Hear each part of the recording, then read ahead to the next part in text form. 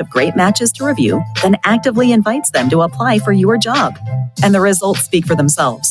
4 out of 5 employers who post on ZipRecruiter get a quality candidate within the first day. That's right, the first day. Now you can focus on your business and let ZipRecruiter do the work finding the best people for you. See for yourself. Experience the ease, efficiency, and power of ZipRecruiter for free. Just go to ZipRecruiter.com/free. That's ZipRecruiter.com/free. ZipRecruiter.com/free. Elevate your sports betting game with VSiN's exclusive betting splits. Stay ahead with real-time market trends and track bet percentages on people been saying to your friend, get a different face, and posting on their feed, they're super ugly. The things they say to them online are cruel and they're not true. So tell your friend, I'll stand up for you. Don't worry, I know what to do. Know someone being bullied online? You can be a witness and make a difference by letting the world know it isn't cool and by letting your friend know you care. Learn more at eyewitnessbullying.org. Brought to you by the Ad Council. Keyboard Cat, Hamilton the Pug, and Toast Meets World. These are some of the internet's most beloved pets, and they all have one thing in common. Their stories started in a shelter. Start your story. Adopt a dog or cat today. Visit theshelterpetproject.org to find a pet near you. Training that pet to play the keyboard, that's optional. Start a story. Adopt a shelter or rescue pet today. Brought to you by Maddie's Fund, the Humane Society of the United States, and the Ad Council. Allison is perfect. I mean, she'd never tell you that. She's humble and perfect. She likes everyone. She even likes her untidy roommate's weird guinea pig. Allison, wait, are you texting and driving? Allison, no. That's the exact opposite of what I was just saying about you. Why, Allison? Why? Texting and driving makes good people look bad. Visit StopTextStopWrecks.org. Brought to you by the National Highway Traffic Safety Administration and the Ad Council. We are live outside the home of Joe and Rosie Goddard, where a pretty big tickle fight broke out just minutes ago. Sources say their father instigated the laughter. Let's go inside for a comment. Apparently, they have no comment. Dads, let this be a reminder that it only takes a moment to make a moment. Call 877-4DAD-411 or visit fatherhood.gov. Brought to you by the U.S. Department of Health and Human Services and the Ad Council. The Mahoning Valley's leader for golf, Milk Creek Golf Course, is now booking tee times for 2024. We offer stay and play opportunities available with 9 area hotel partners. For more information, visit our website at millcreekmetroparks.org. Also, look for new, exciting opportunities coming soon, including an indoor player development center with Trackman, an indoor Callaway Club Fitting Center, and an Odyssey Fitting Studio in 2024. Follow us on Facebook at Milk Creek Golf Course or call 330-740-7112.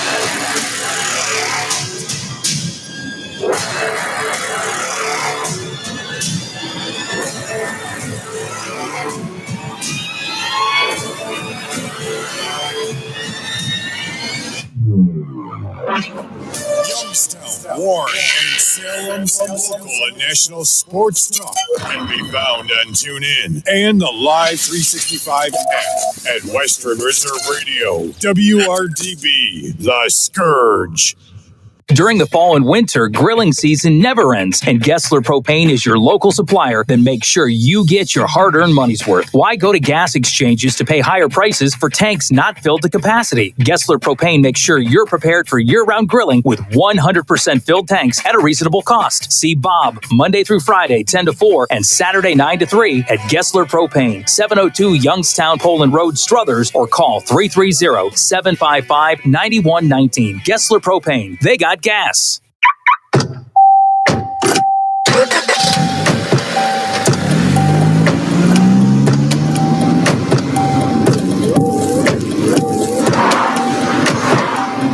Driving has a rhythm all its own. Don't wreck it with a text. Before you get behind the wheel, silence your phone. Or better yet, designate a texter. For more text-free driving tips, visit stoptextstoprex.org. Brought to you by the Ad Council and the National Highway Traffic Safety Administration.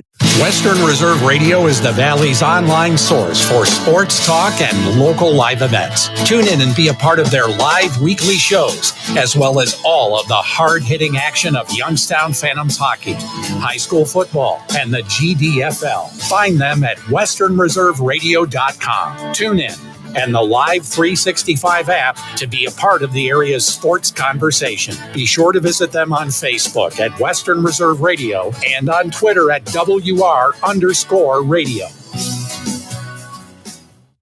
In the small town of Elmira, New York, a boy was born into an all-American family. The odds of him achieving his dream in the fashion industry? 1 in 23 million. The odds of having a child diagnosed with autism? 1 in 68. I am Tommy Hilfiger, and my family is affected by autism. Learn more at autismspeaks.org/signs. Brought to you by Autism Speaks and the Ad Council. It's time to kick back and listen to the sports page with your host, Pat Lucia, right here on Western Reserve Radio. You can call the show at 330-707-4202 and tell everyone what's on your mind in the wonderful world of sports. Now, here's your host, Pat Lucia.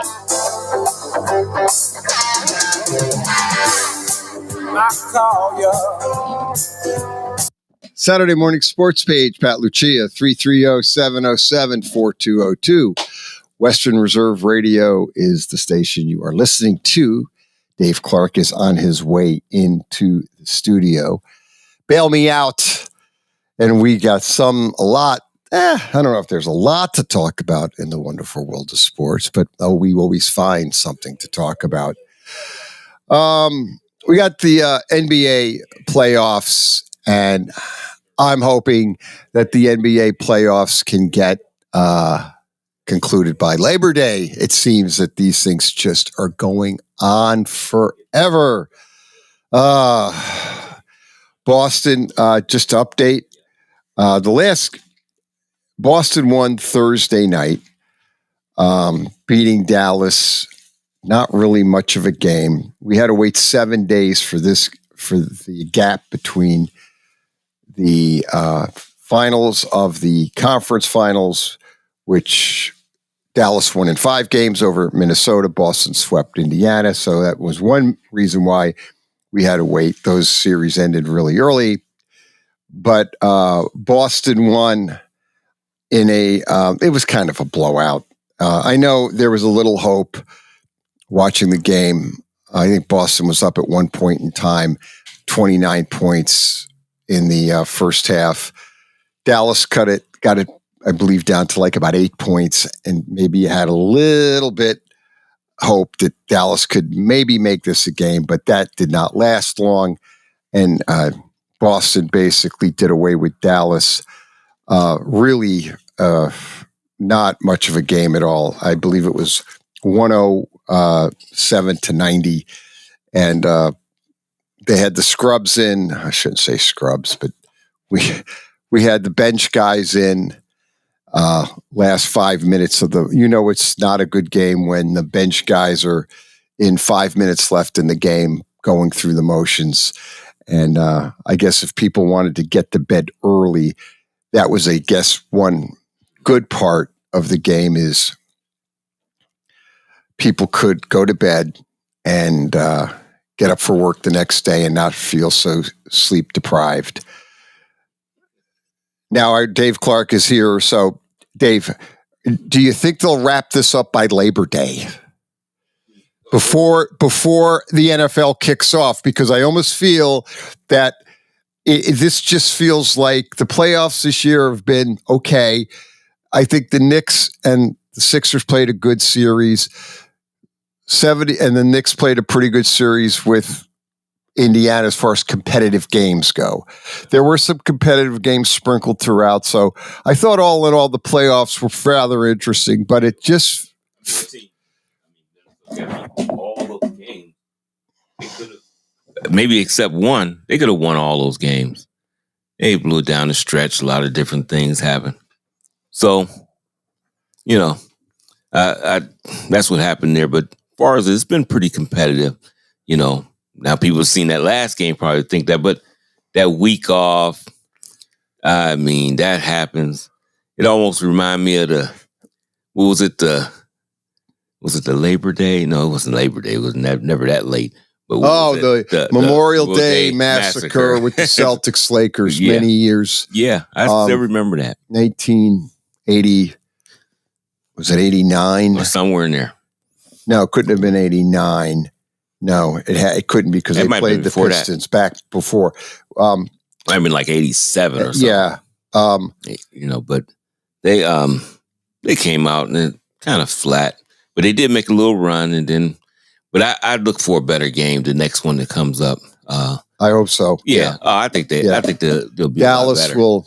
Some guys was playing out of it. Well, Jaylen Brown plays like that anyway, but he was out of his head. He was really doing everything.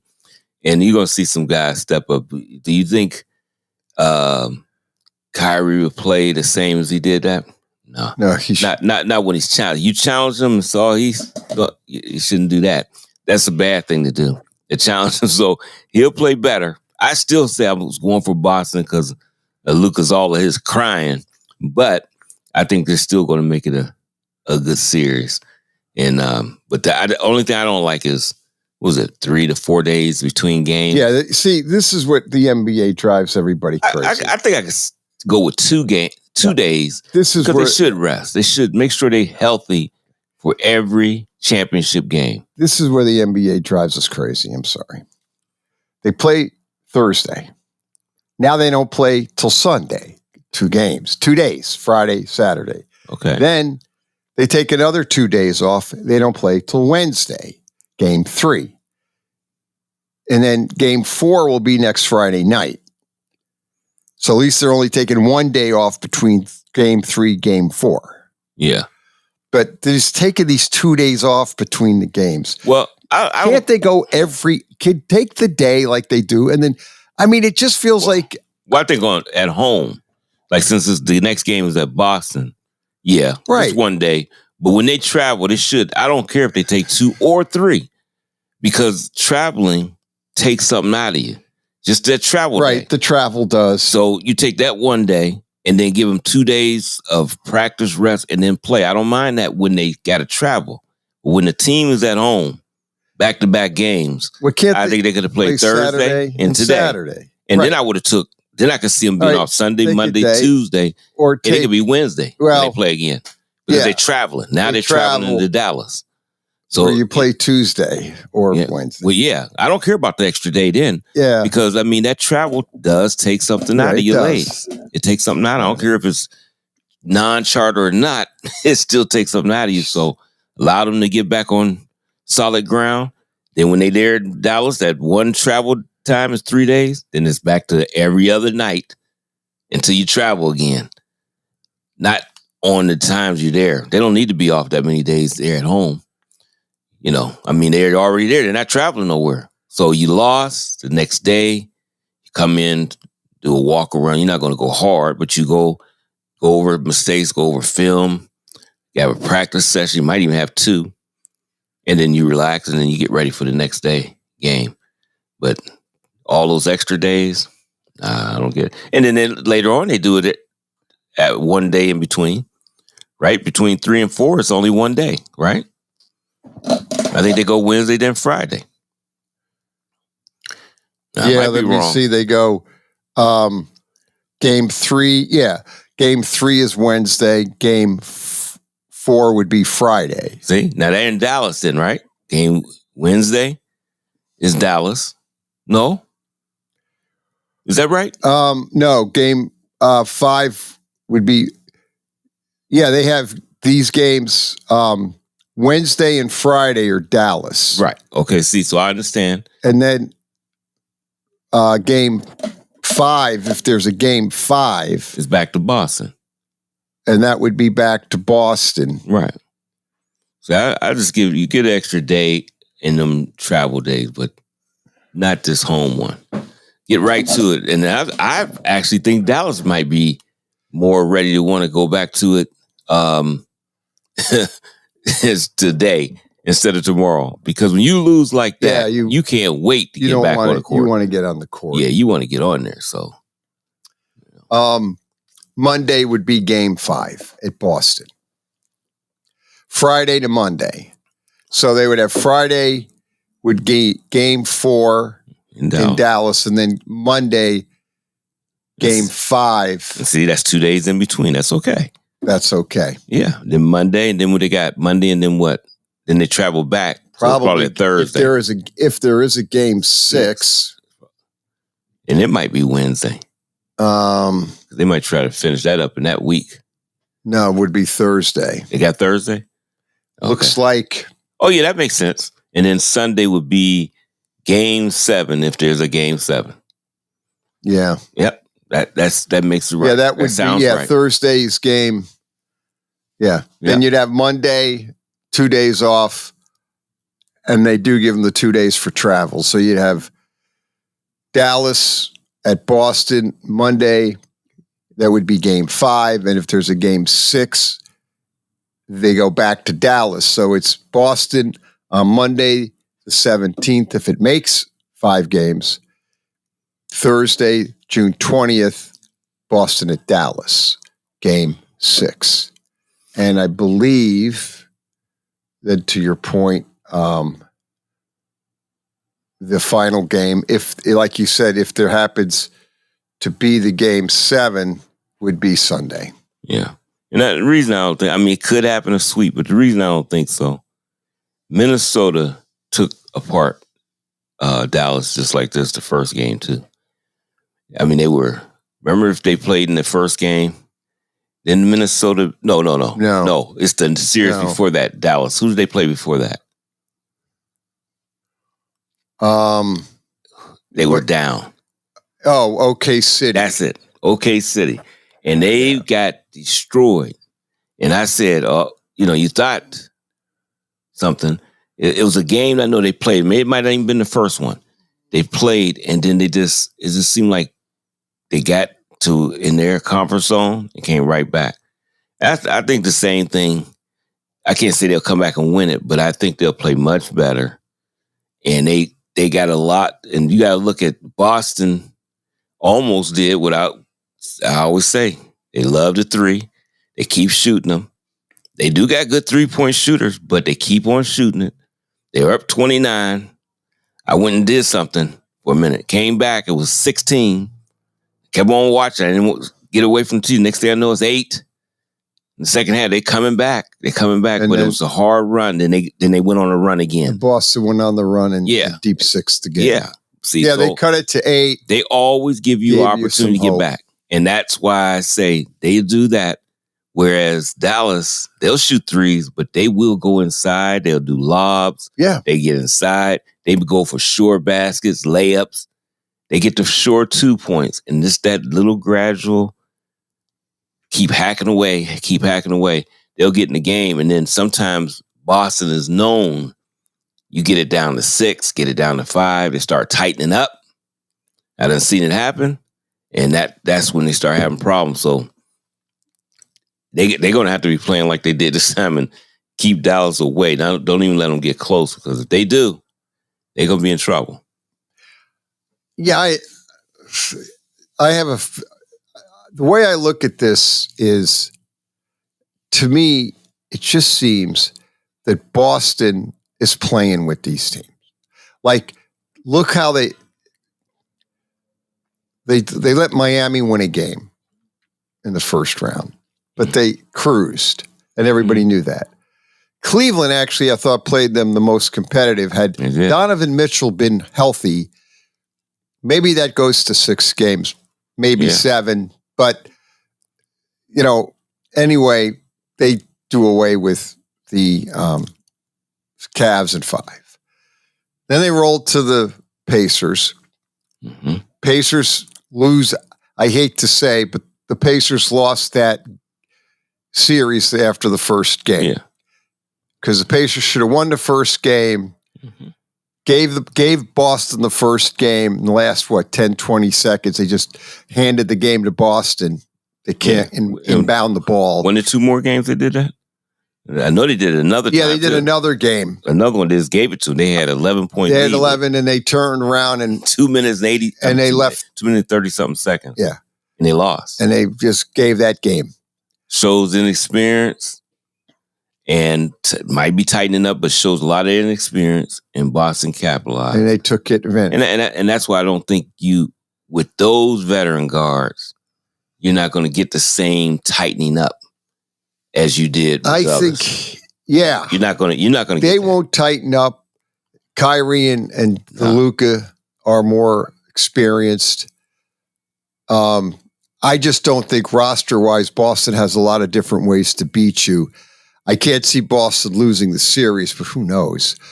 But I could see Boston winning this in 5 games, maybe 6. I just think that they're kind of on a mission. They have the talent, top to bottom. I think they didn't have the talent the last few years. Yeah, they did. And I think they realized they gave it away last year. And they know that. I know when they gave it away, though. When they fired the coach. Udoka, whatever. Yeah. Because that guy got him. Yeah, he would have got. Yeah, he got him to the finals when who thought they were going. He got him ahead of time. He ran into the problems with the whole situation, off season, isn't court. That kind of weird though? That's the only thing I've ever seen a coach get fired, and then not a lot of information. Oh no, of why. But he's coaching. Who's he coaching now? Washington? No. Somebody. Isn't he coaching somebody? I got to look it up. I thought he got hired by somebody as the head coach. I don't know. This past season. Maybe he's an assistant or something. I don't know. But the guy did a great job. He was a great coach. He just ran into some issues off the court related to human resource issues in the Boston Celtic organization. Right. And in essence led to his termination as a coach. Another coach was doing some weird stuff. They had the talent, but I don't know what he was doing. I think he learned. Mazzullo learned this time, and he's doing a lot better job so far in the playoffs. A couple of things that happened in a few of the playoff games, you wonder what he's doing. But overall, I think he's a different coach from he was last season. But they were a team that was already on the rise and should have been. I mean, they took Golden State to. Did they take them to 6? 5 or 6 when they played Golden State and lost. Yeah, and that was with Udoka, and that was a team that didn't even supposed to be nowhere near any play. You know, they might have been a playoff, but not no championship team. For the record, Udoka is coaching the Houston Rockets. That's it. I knew of somebody, and how improved are they? People don't know about it. They're very improved. His first season with the Rockets was 41-41. And I think the year before they might have won 15 games. They were not good. And he got a young team. I just think he gets some veterans and stuff. No telling what he's going to do with that. He missed the playoffs, but he was 41-41. Right. And they were, as you said, a very young team. Yep. But he is a very good coach. Yep. I mean, there's no question about all the set aside those issues. Right. But as a man coaching on the court and coaching the players, this guy's one of the best coaches in the league. Yeah. I know there were the issues, but that aside, but when you see the man coaching the team, this guy can coach. Yeah. And he's a very great NBA coach. I think he's one of the best. Yeah. You turn a team around. I mean, Houston was bad. Right. Houston was a bad basketball team. Yeah. And bottom line is, in one season, he got him to 41-41. Yep. So he'll be back again, and he might have him in the playoffs next year. That's right. In all probability. Yep. So, bottom line is, we've got Dallas. Can Dallas? This game 2 will be important, I believe, because if Dallas can win game 2, then you have a series. Mm-hmm. If Dallas loses game 2, then they got a lot of pressure on them to get back, and then they got to they got to hold serve. Yeah, they have to. The problem I think you're ultimately going to have here, and what I see with the Boston Celtics, is I just don't see this team. I don't think Boston is going to lose 2 games in a row. Right. So if Dallas wins game 2, then it's a 1-1. Then you're going to have a pretty good series. Boston wins game 2. Dallas has to win 2 games at home. I don't think they can beat Boston 2 in a row. Right. Based on Boston is just a better team on paper all year long. Mm-hmm. And if Boston wins game 2, they could get the split in Dallas, and then it's a 5-game, the gentleman's sweep, they like to call it that. Then Boston would win game 5 at home and take the series 4-1, which I could see that happening. But tonight, or not tonight, I wish it was tonight, tomorrow night's game, Dallas has to win that game to make it a series, because if they lose game 2 and they're down 2-0, I just can't see Boston blowing 2 games. Not this team. Yeah. And this coach, the Boston coach, I think learned a lot last year, losing in the finals. And he's figured stuff out. And I think he's underrated. I like him actually a lot. Boston's coach. I think he's a solid coach. Yeah. I don't think he's as good as Udoka. No. But I think he's a pretty good coach in the Mazzulla, Mm-hmm. Joe Mazzulla. Name escaped me, but I think he's going to basically he'll win an NBA title. I can't see them losing it, but hey, you never know. Yeah, Dallas is a funny team, though. I know. They are a strange team. Now, one of the things that Boston did a great job of is taking one of the favorite plays away from Dallas. They are always doing the lob, high flying. They took that away. Well, now, but I noticed something. Why was, Kyrie was playing like that early Kyrie during those other series where he's not really doing a lot, not trying to score. They got to go back and let him just score, because they don't have nobody that's really an answer for him. I don't care what they put on him. They can put Jaylen Brown on if they want to, longer, definitely. But Kyrie will get past him. Yeah. He will score on him. There's nobody that's going to match up on him. And when he starts penetrating and doing all that, and then he can dish off, and you dish off to Luca and give him free open, or even Derrick Jones pretty good when he's open like that. Well, Washington too. When they get this free open looks, that's what they need. They weren't getting that. They were still stay trying to do lobs, and it wasn't no offensive flow. Not at all. No kind of flow. So that's why I say they got to make some adjustments and make it a lot better game. I think what surprised a lot of fans was the way Porzingis played for the Celtics after being out, hitting those shots. That helped a lot. That was big. And then he defensively, they were trying to do the lobs, and he's 7'3", and he was like a defender, he was preventing those lobs from happening.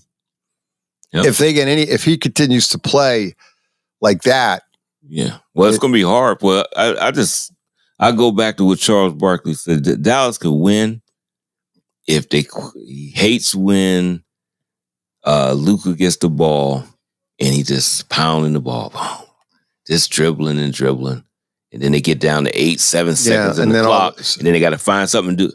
He don't like. He said, but when Luka is on it, more distributing and then getting it back, that offense flows, and it does. When that'll be a problem, because they're young enough, and we're not talking about an old Dallas team, So the guys in the other areas are all quick, fast, can move.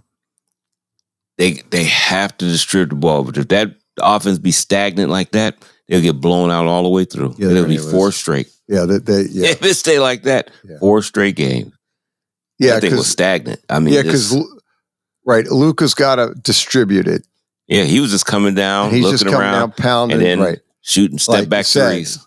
Right, wait, and then that's the problem, is because when he does that affects Kyrie, because then Kyrie kind of gets he can't get into the flow, and then when he does get the ball, it's like they don't have enough time on the shot clock, and then he's forcing something, and he seems out of sync because he's not in with the flow because Luka's, like you said, pounding the ball, and it takes the rest of the players out of the mix. And then the thing is, too, they all stand around the 3-point line waiting. Yeah. I was watching that Thursday night with a good friend of mine, and he said that. And this guy really knows basketball a lot. He played, but he's like, he coached his daughter in basketball, and he's like, knows.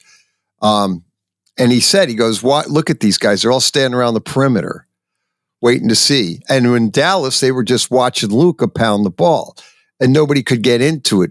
Boston had a little bit more flow in their offense, and then Porzingis, I think, obviously to some large extent, was a difference maker when he was hitting those bombs he was hitting the draining those threes from almost inside half court. It seemed they're going to be a tough out if they have Luke, because then that opens up Brown, Tatum driving to the basket if Porzingis is hitting those shots.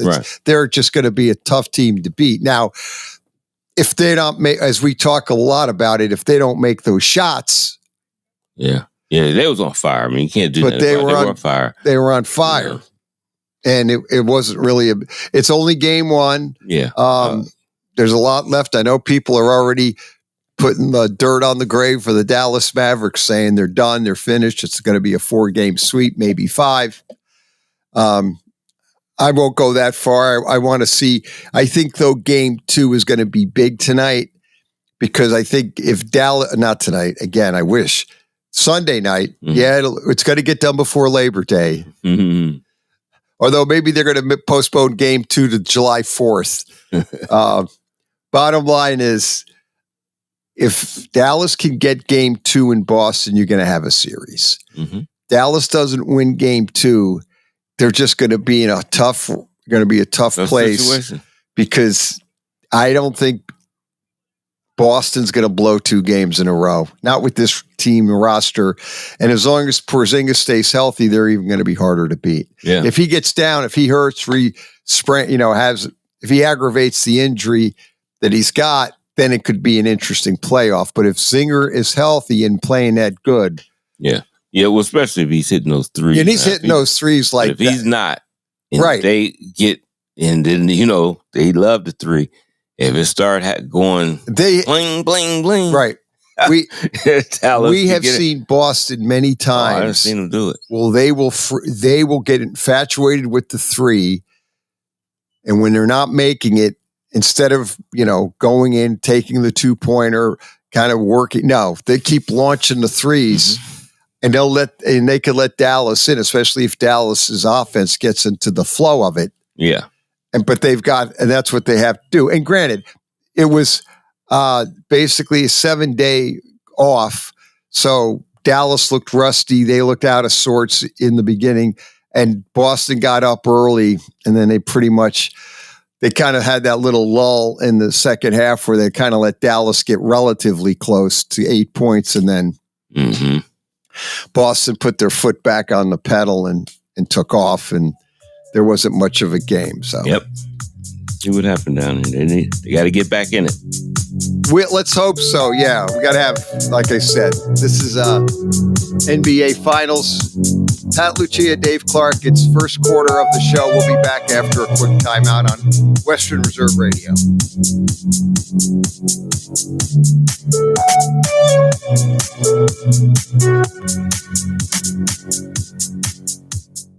Welcome to Calvin's Barbershop. You all got to see this. I don't even want to know what you're looking at on that phone. Well, you should. I was learning about the dangers of high blood pressure and that we need to get ours checked regularly. High blood pressure can increase the risk of heart attack or stroke, but this text program can help keep it at a healthy range. Just text Barbershop to 97779 to sign up. I'll get right on it as soon as I'm done with this baby panda video. Text Barbershop to 97779. A message from the American Heart Association and the Ad Council. Western Reserve Radio is the Valley's online source for sports talk and local live events. Tune in and be a part of their live weekly shows, as well as all of the hard-hitting action of Youngstown Phantoms hockey, high school football, and the GDFL. Find them at westernreserveradio.com. Tune in and the Live 365 app to be a part of the area's sports conversation. Be sure to visit them on Facebook at Western Reserve Radio and on Twitter at WR_radio. In the small town of Elmira, New York, a boy was born into an all-American family. The odds of him achieving his dream in the fashion industry? 1 in 23 million. The odds of having a child diagnosed with autism? 1 in 68. I am Tommy Hilfiger, and my family is affected by autism. Learn more at autismspeaks.org/signs. Brought to you by Autism Speaks and the Ad Council. Want to know what I like best about high school sports? I love watching my son run on the field. I love the fact that since he's been playing high school sports, he's making better decisions. And I love knowing that with the proper equipment, education, conditioning, and coaching, high school sports here in Ohio are safer than ever before. And that's something I really love. This message presented by the Ohio High School Athletic Association and the Ohio Interscholastic Athletic Administrators Association.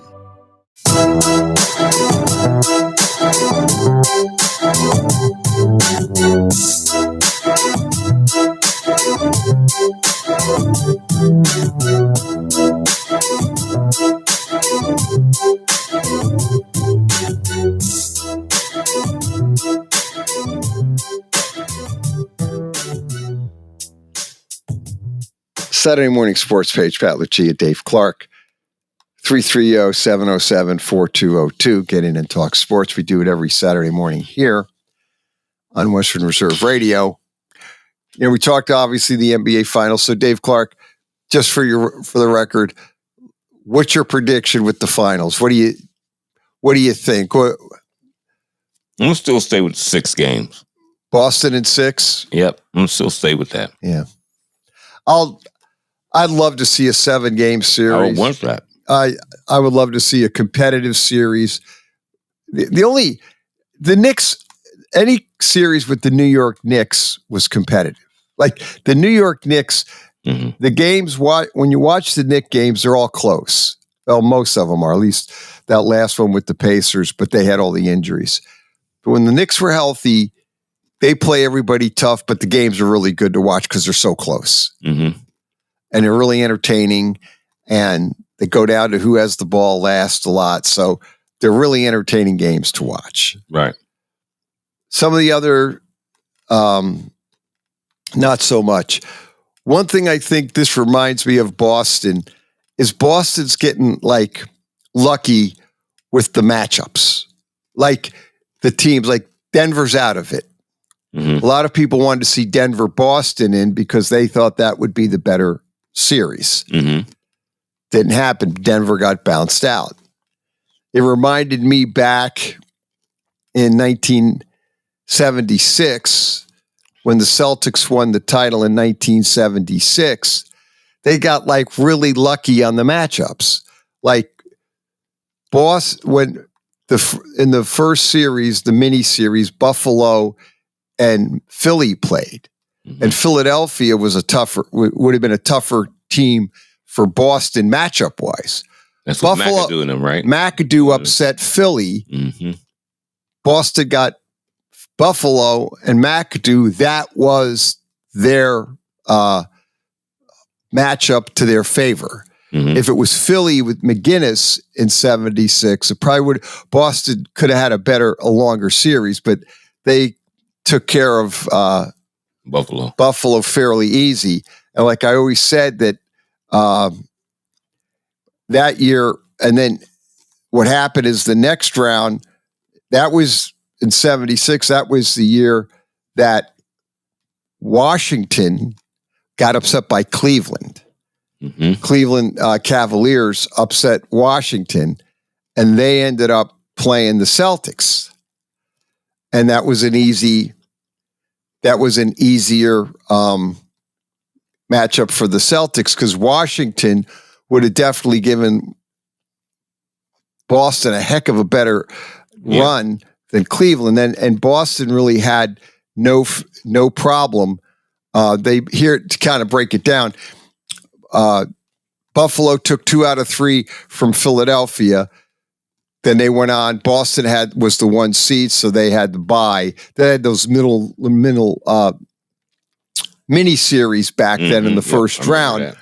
And what ultimately happened was they ended up playing Buffalo and not Philly. They took Buffalo out 4-2.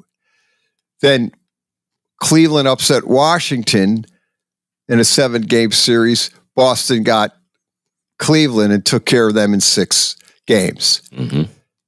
Then Phoenix upset Golden State, who was the number 1 seed back then, with Rick Barry, Clifford Ray. Yeah. That was a great team. Al Attles was the coach. Yep.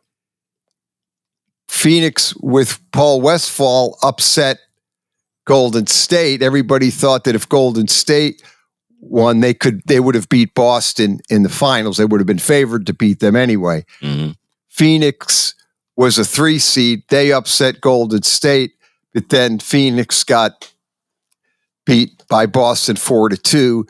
About the only game of interest, or was to this day, was that Game 5 that Phoenix upset Boston. A fantastic Game 5. I believe it went into double overtime, and ultimately Boston lost that game, but then won Game 6. But Boston was clearly in control of that series from the get-go. And in fact, all the series Boston played in 1976, they controlled the series. Like, they were never in jeopardy of losing the series. And this year is similar to that. This deja vu all over again, Yogi Berra.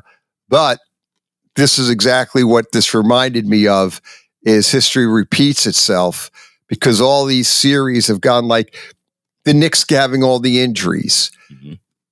If the Knicks had been healthy, a healthy Knicks team, I think, would have given Boston at least a better series than the Pacers. Yeah, just the physicality would have. I think the Knicks could have made that an interesting series. Maybe they lose in 6, but at least a healthy Knicks team, I think, could have given Boston a better series. It didn't happen. And then again, in Indiana was young team. They lost that first game. They should have won it to Boston. Yep. And then it was like a downhill from there. Right. And then you mentioned the other game, Indiana was also winning, and they lost that game. Yeah. And that was you can't give 2 games away to a team like Boston. You can't give them 1 game, and never mind 2. 2 of them. Right. You win those 2 games plus the one you did win, and what we got, a 7-game series? Yeah. Basically, we're right, but you would have, right. And you never know what demeanor Boston takes on when they're under the gun. Right. If they win these games, now they starting to tighten up. You never know. Right. But we never had an opportunity to see that. So, and this could happen in this championship series. That's why I do say when you said they got to win, Dallas need to win this. It's not that it's impossible they can go home and win 2, but you talking about pressure. They need to win Game 2 in Boston, because if they go 0-2 going home, it's going to be a lot of pressure. Yeah, and that's the key right there. And a lot of times you can win that first game home. You be down 2-0, you win that first one, make it 2-1, and then that visiting team in Game 4 take care of you, have you 3-1, take you back to their home and take care of the series. A lot of times, even though it's the tough closeout games is always tough, that's more than likely probably what would happen. But I'm really interested in seeing how they respond on offense. Yeah. Dallas. I wanted to see if they're going to be moving that ball. Sometimes, like I said, Luca does. I mean, when Barkley showed that he does, he pounds. He said, whereas Kyrie doesn't.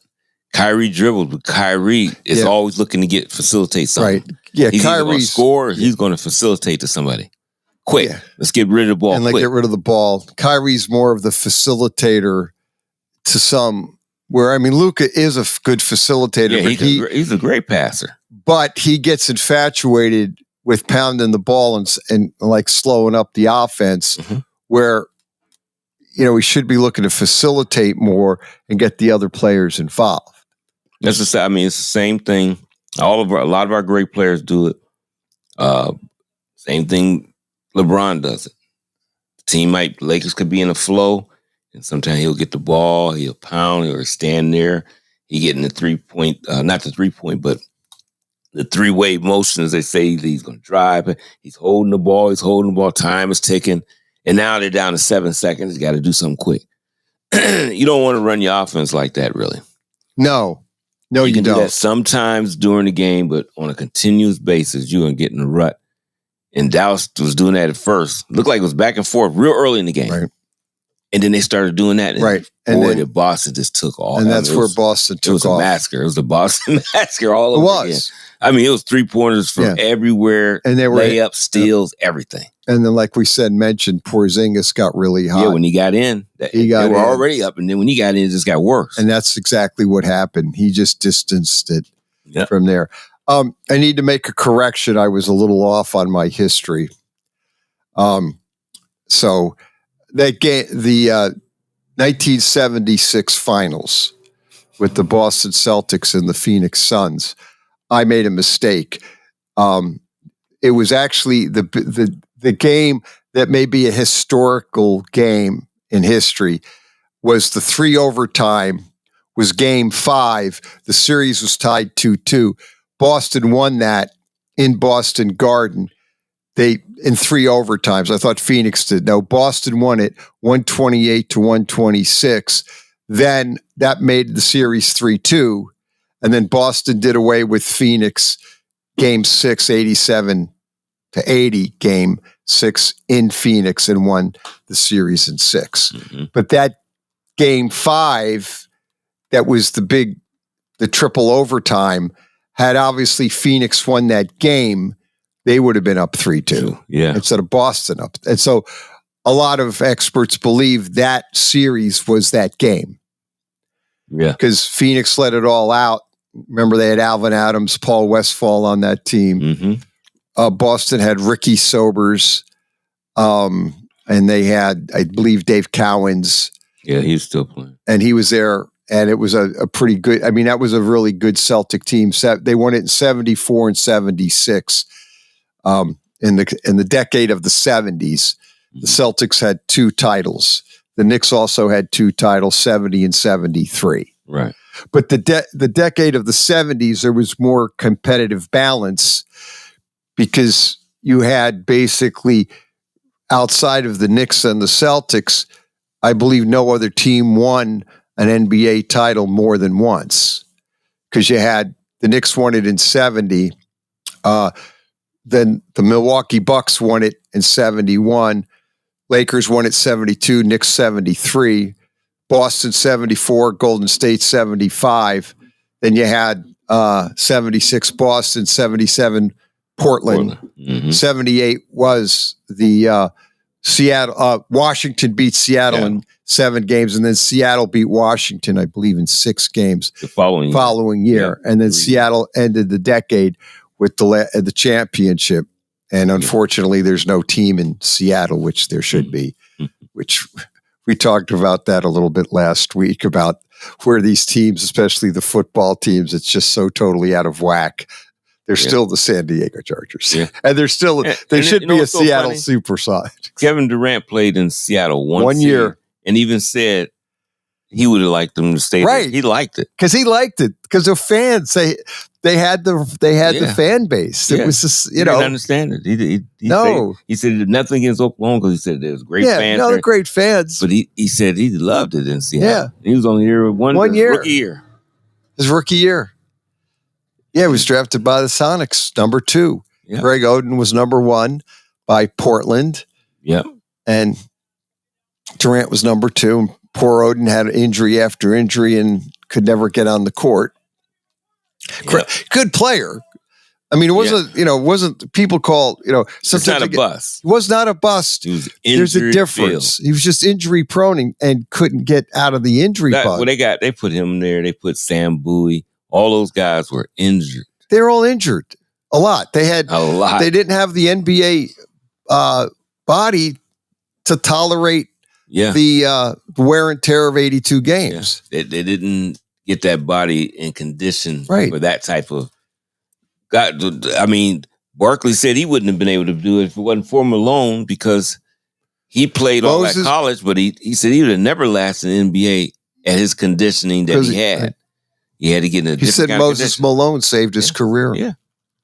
He had a veteran team around him. Boy, he had. Yeah. I mean, he had got loads of guys that would get on you in that team. That was the best team he could have ever went to.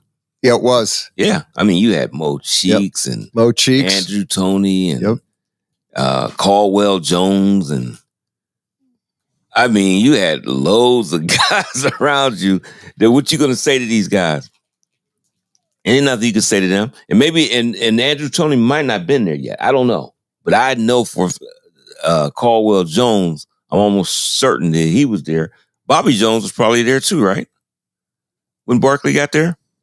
I believe he was. And you know how good Bobby Jones was. That was the king of the sixth man. Yeah, I mean, he could start, but he was great off the bench. Well, if you want to look at the 84-85 roster for the, I guess that was Barkley's, it was his rookie year. Yeah. Let's look at that roster. 84-85, Charles was a rookie. Mo Cheeks, Julius Erving, George Johnson, Bobby Jones, Moses Malone, Clint Richardson, Sedale Threatt, Andrew Toney. That was your Leon Wood, Sam Williams, Mark Ivoroni. Remember him too. Another guy that you would never think about. He was always a key player. Mark Ivoroni would make big shots and big stop. He was kind of like the enforcer. Help Moses Malone get, but again. So Caldwell Jones wasn't there yet, or might have been traded already. He wasn't on that roster. He might have been gone. Yeah, Caldwell he might probably. have left with McGinnis and all He that. might have gone. Yeah, because when I'm looking at the roster, no, Caldwell Jones isn't on it. Yeah, he might. So he might have been gone. They probably because they might. I think they got Ivoroni for Caldwell. I think they had Clement Johnson was the other center. Was he still there? He was still there too. Huh? Clement Johnson was there. Okay. Malone obviously was there. The greatest part with Moses Malone is Moses Malone wasn't even. It's so funny because Moses Malone, that was 1984-85. And Moses Malone had just turned 30. Wow. And he had 10 years in the league. He had 10 years experience. He was 30 years old at 10 years in. Mm-hmm. When he started that season, he was in his 10th year. Was that 10 years of NBA? Well, it was probably ABA. With it too. Okay. That was the ABA when he got, because he would have. I was wondering, was it a couple years of ABA? Because he was 19. When he got into the ABA, he was 19. When he started, because he was born March 23rd of 1955. Okay. And he started in the fall of 1974. He was 19 years old, and that's his rookie year with the Utah Stars. And no one realized how good he was. Yeah, I know. I mean, they signed him. They thought he was okay. We got this, young guy. ABA needs players. And Moses Malone steps on the court and blows people away at 19 years old. They couldn't believe how great he was, a facilitator and an unbelievable rebounder. Oh, yeah. He was 6'10", and the ABA was a good very good league, very competitive league. And Malone went into that league as a 19-year-old kid and basically played great. And they were like, wow, this guy is an unbelievable player. And we covered it last week about how Portland had him, and they didn't think, well, we didn't need him. I tell you, the Houston Rockets were blessed with some great centers, huh? Oh, they were. Moses, Elvin Hayes. Hakeem. Are you kidding me? Yeah, the Houston Rockets have a great history. That might be some of the best centers I ever. When you think by centers, great NBA centers, not good, great. Yeah. Yeah. Hakeem Olajuwon is always in the argument of a top 5 center. If you start rating your centers, Moses Malone, for some reason, gets so totally overlooked. No. By I've looked at stuff. They rate these teams and, great players.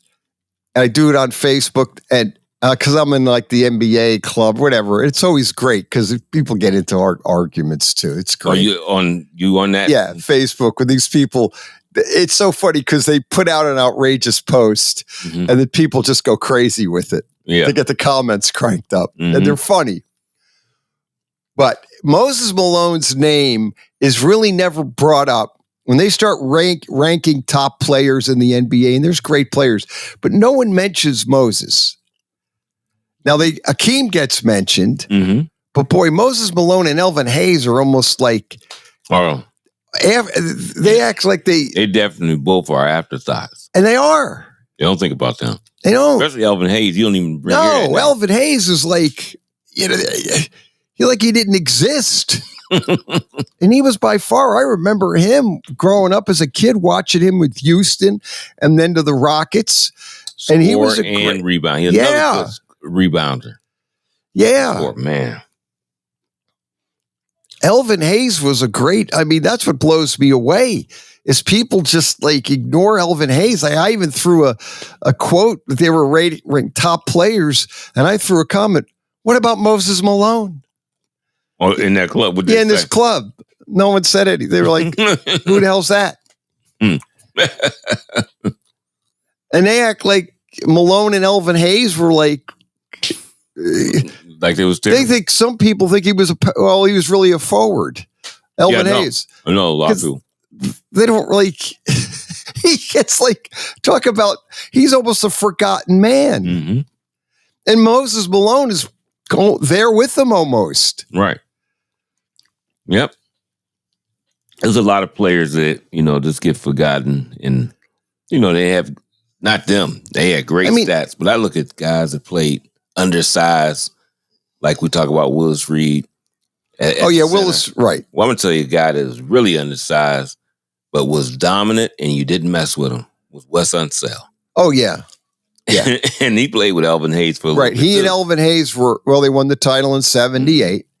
And they were interchangeable. And they were interchangeable. Forward, center. Yep. Didn't matter. No, they were. They didn't dominate Wes Unseld, and he's only, allegedly 6'7". Yeah, he was. He and Reed were probably 6'5". They put Reed at 6'10". Reed was anywhere near 6'10". Right. Because he used to jump center with Russell, and Russell would kind of tower over Reed. But Reed just used he drove a lot of centers crazy, as I said previously, because he had the game of a forward. He could shoot from outside 15, 20 feet, make that shot.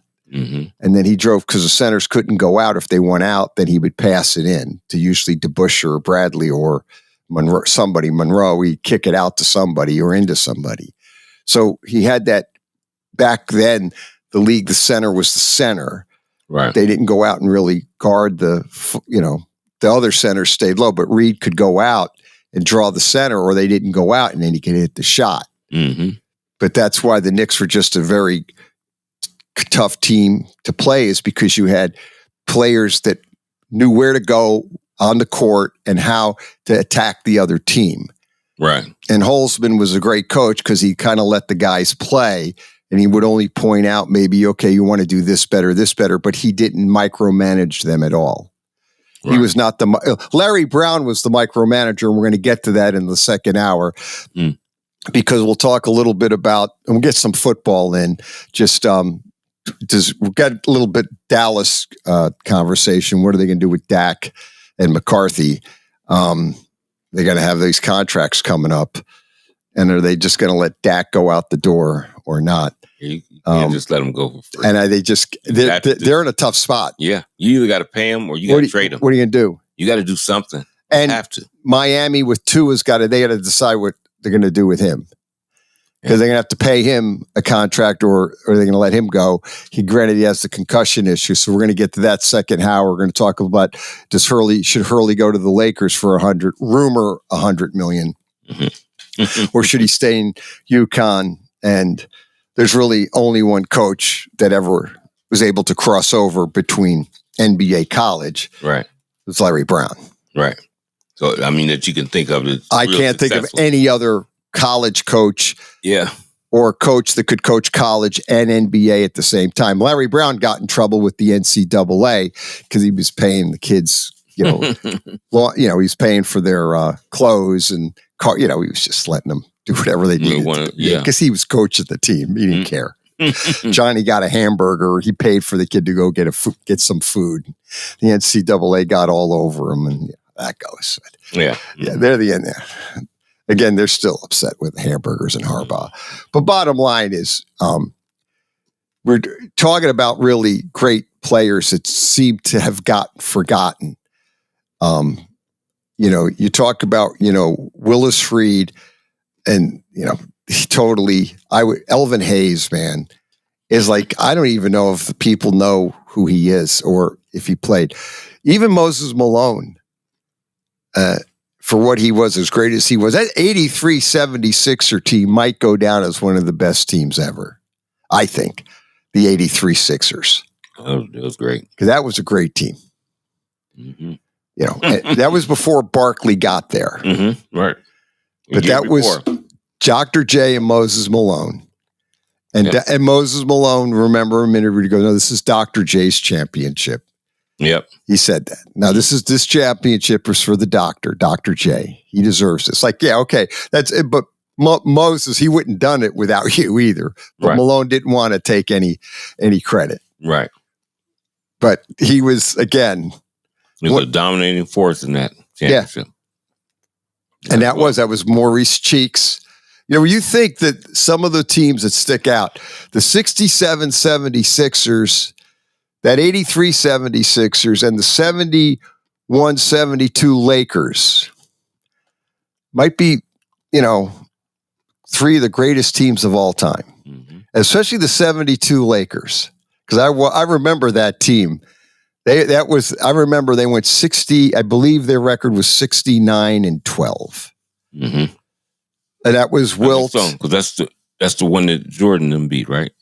They beat that record?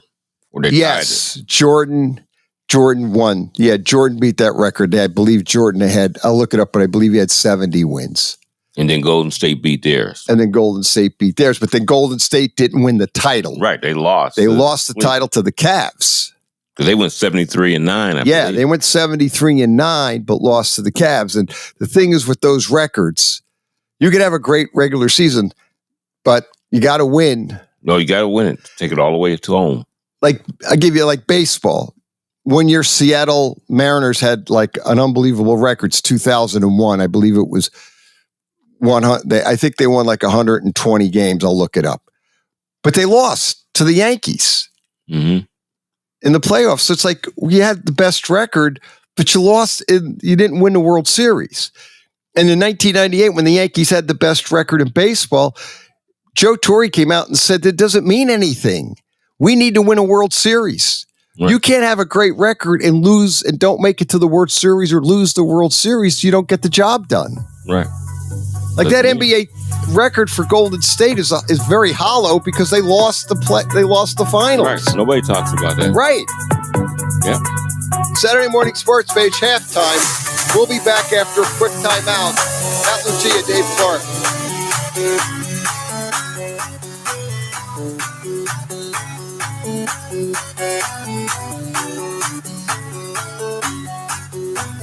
You're listening to WRDB, Western Reserve Digital Broadcasting, Youngstown, Warren, Salem, and around the world.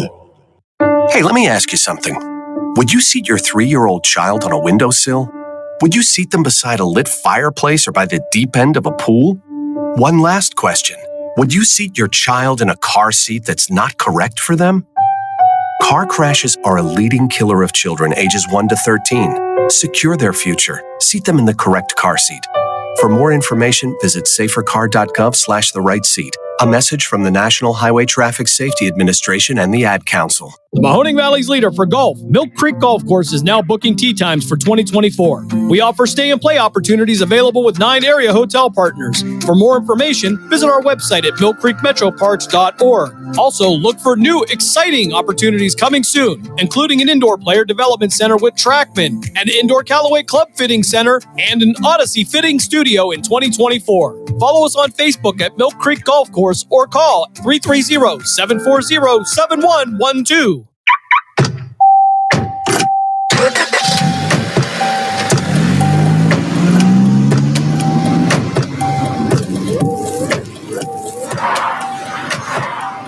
Driving has a rhythm all its own. Don't wreck it with a text. Before you get behind the wheel, silence your phone. Or better yet, designate a texter. For more text-free driving tips, visit stoptextstoprex.org. Brought to you by the Ad Council and the National Highway Traffic Safety Administration. During the fall and winter, grilling season never ends, and Gessler Propane is your local supplier that makes sure you get your hard-earned money's worth. Why go to gas exchanges to pay higher prices for tanks not filled to capacity? Gessler Propane makes sure you're prepared for year-round grilling with 100% filled tanks at a reasonable cost. See Bob Monday through Friday, 10 to 4, and Saturday, 9 to 3 at Gessler Propane, 702 Youngstown Poland Road, Struthers, or call 330-755-9119. Gessler Propane. They got gas.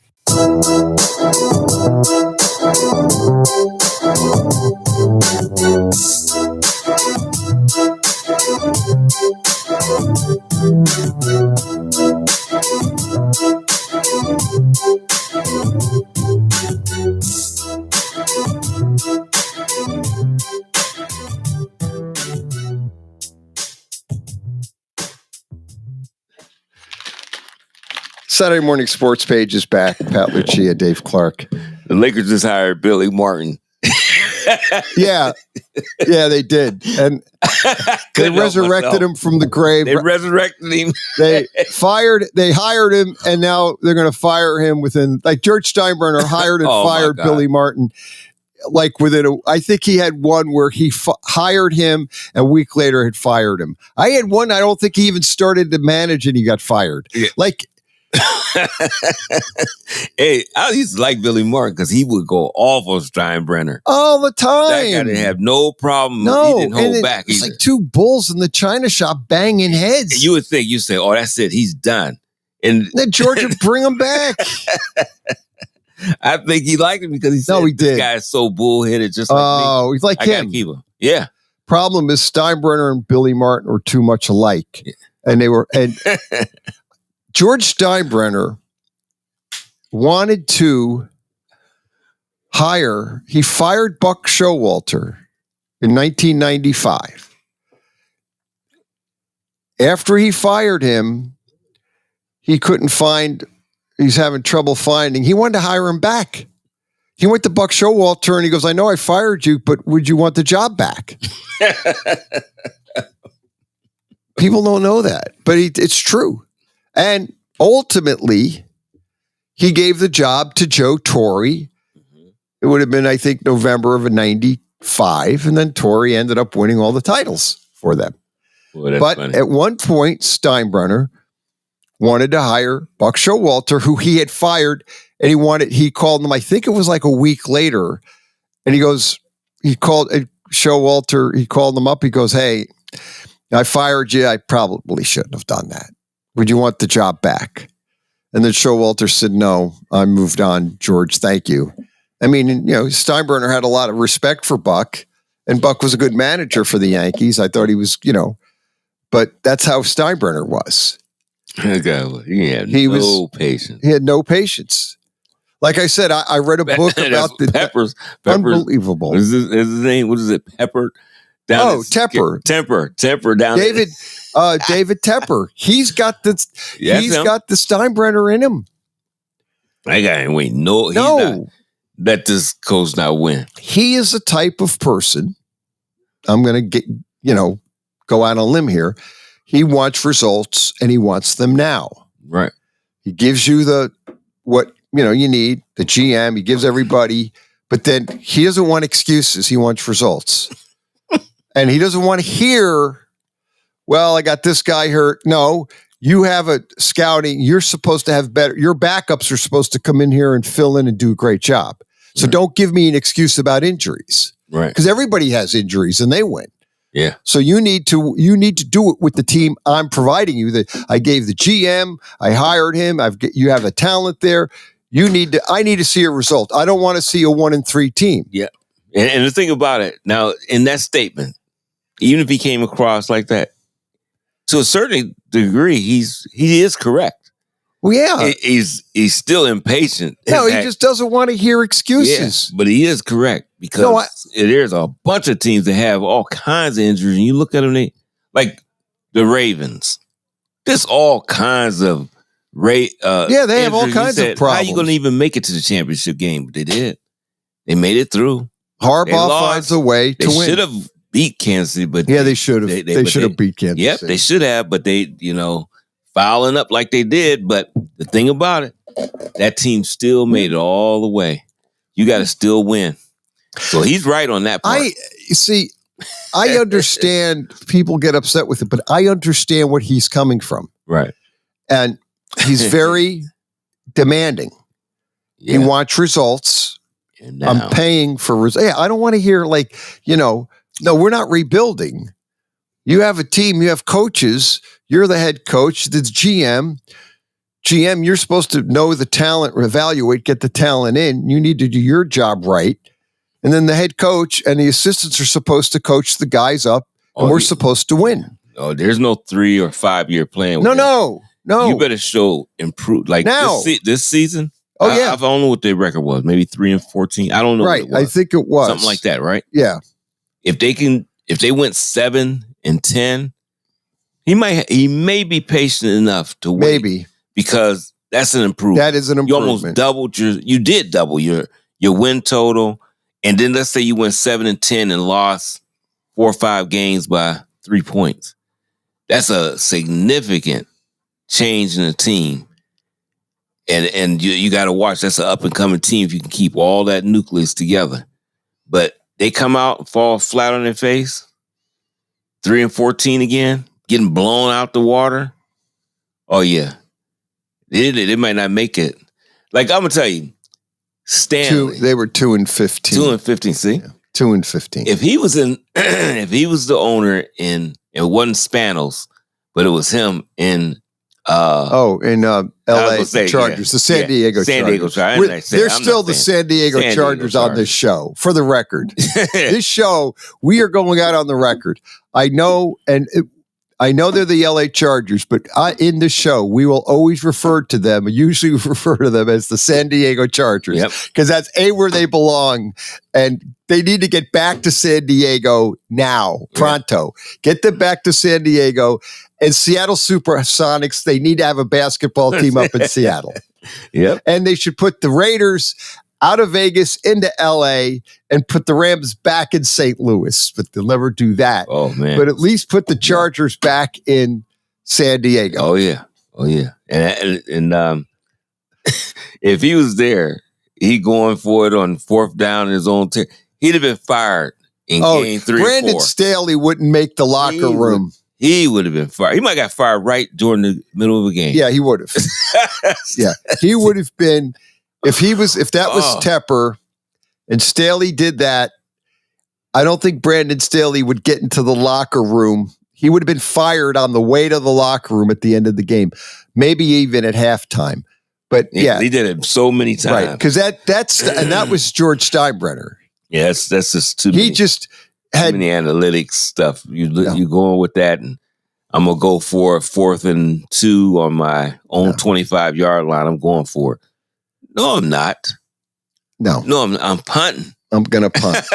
I'm not conceding anything. No, I'm just trying to play common sense football and have confidence in my defense and staff. Put together a plan that we can get that ball back I'm not going to put all that pressure because people were saying the Chargers, and that's the San Diego Chargers, that their defense was poor. And I was reading something and looking at stats. Yeah, gave up some points. But I looked at the situation of those games. They were giving people the ball at their 28-yard line, at their 32-yard line. You put pressure on a defense like that to hold professional football teams out of the end zone on a consistent basis every week when you giving them the ball in your territory because you want to go for it. I think that is the most unfair. That's an unfair statistic to that defense. So I mean that right there, I think is insane. Right. So San Diego Chargers, I hate to keep saying it, their defense is a lot better than people may think they are. They don't think they're that good, but they're a lot better than people think. That's a lot of pressure. Jim Harbaugh will not do that. He will not put his defense in compromising positions. And you'll see, and they'll be, wow, this defense is great. All of a sudden, they're going to think, and Harbaugh's going to get the credit as being this, got the defense together, got this together. But it's a philosophy change. And it's all it is, he's going to change philosophies. And it's going to be a major upgrade in the Chargers. Watch, a major upgrade. Because he's not going to do stuff like that. He's not going to be, I'm not going to say he never will go for something, but he's not going to do that over and over and over like Staley was doing. Every game, 2 or 3 times in a game. He did it all the time. Now, did he make it sometime? He sure did. But it's too risky to continue to do all the time. And he did it. And we're not talking 4th and 1 either, Pat. We've seen him go 4th and 5, 4th and 4. And people think, 4 yards is hard to get in the NFL. We're not talking about little league football. To kind of give you an idea here, they were 5-12. The Chargers were. Mm-hmm. But when you look at their season record, here, I know we've talked about this on the show a lot, but they were 5-12. Mm-hmm. To give you an idea, they lost They lost the first 2 games they lost the Dolphins by 2 points.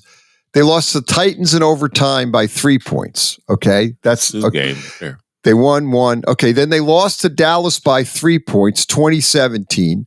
Right. They beat the Kansas City Chiefs, beat them 31. Throw that out.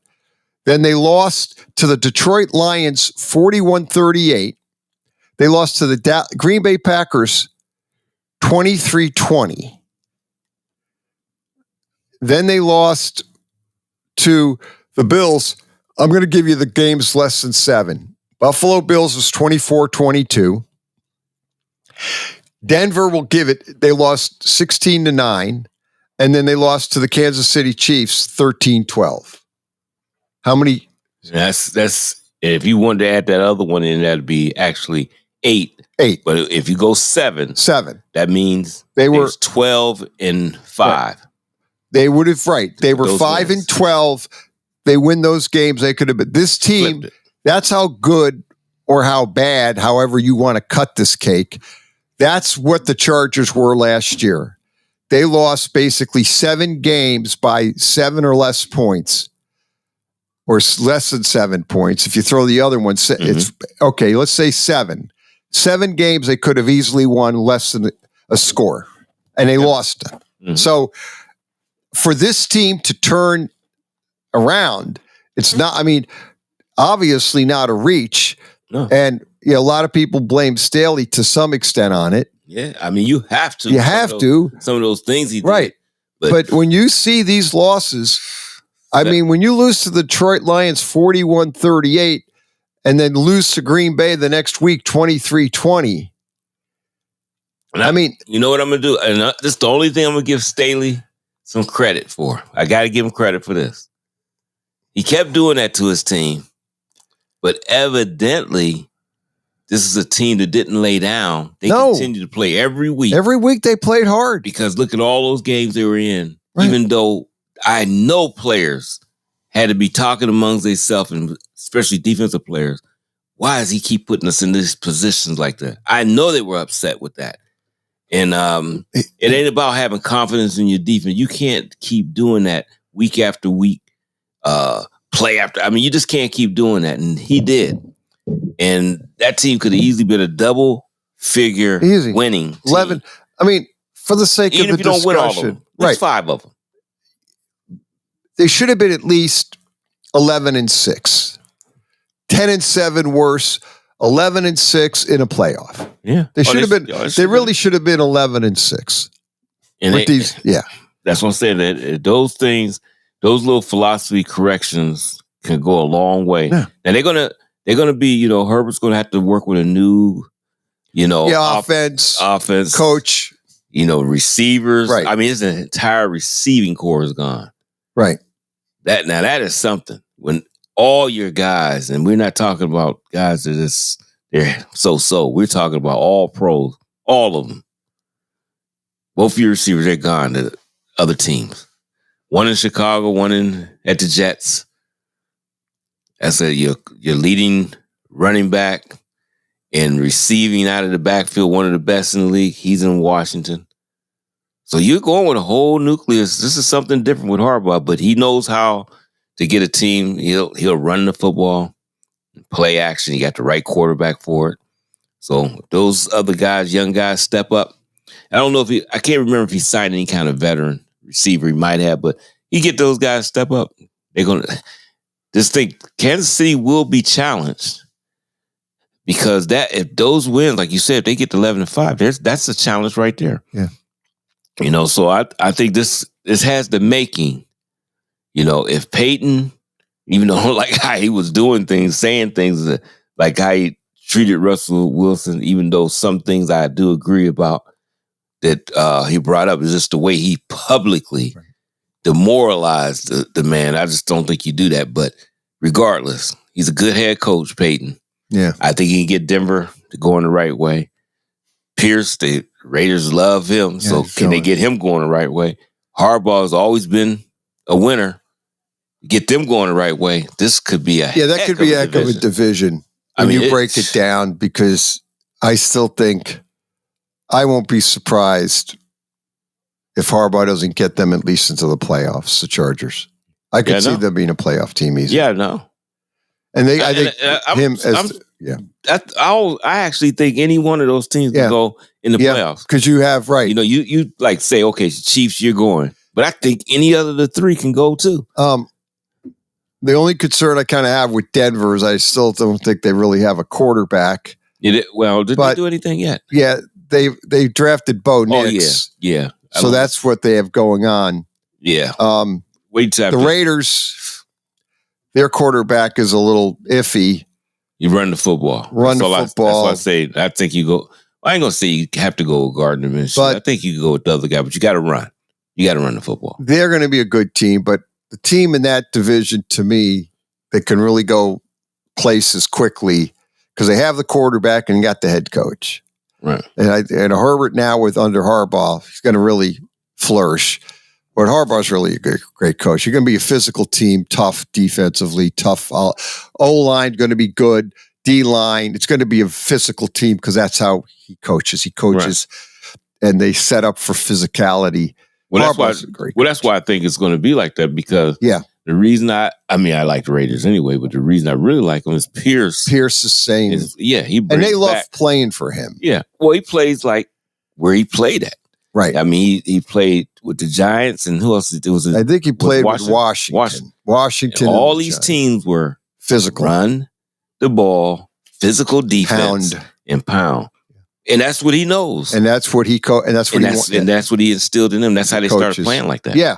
Yeah. You see how their defense got better and better and everything with them? 180-degree turn on the Raiders. And now you got all these guys like that. And then, Peyton is an underrated guy when you think about defense, but he always have a cerebral quarterback, and he's really good with his game plan. Denver already has a decent defense. I think it's going to be challenging for the Chiefs this year. It should be challenging in that division. It really should. But it might be two teams not in the playoffs, and they could be very good teams with losing records in that division. But I just think they all on the right path. I do too. I think they all got the right coaches in place, and they're on the right path. Only thing I was worried about with Harbaugh, and not really worried about it, I just hated that all his veteran receivers were gone. I said, okay, Mike Williams, he might have been gone, but then keep, what's our guy? I can't even think of his name right now. It want to escape me. He went to Chicago, but he was the all-pro. Keenan Allen. Keep that guy because he's a guy that can bail you out in certain. You're going to run the ball, pound it, and then Keenan Allen and maybe a tight end and just keep doing it. And I know that he could do that because I didn't see him do it in San Fran. And he'll just pound, and you see him do it at Michigan, just pound you away with that offensive line, and he'll throw it to the tight end, sprinkle in a couple receivers, run the football. And that's all. And so I'm still watching because I know that this is early. He's going to acquire a veteran at the receiver. I already know he is.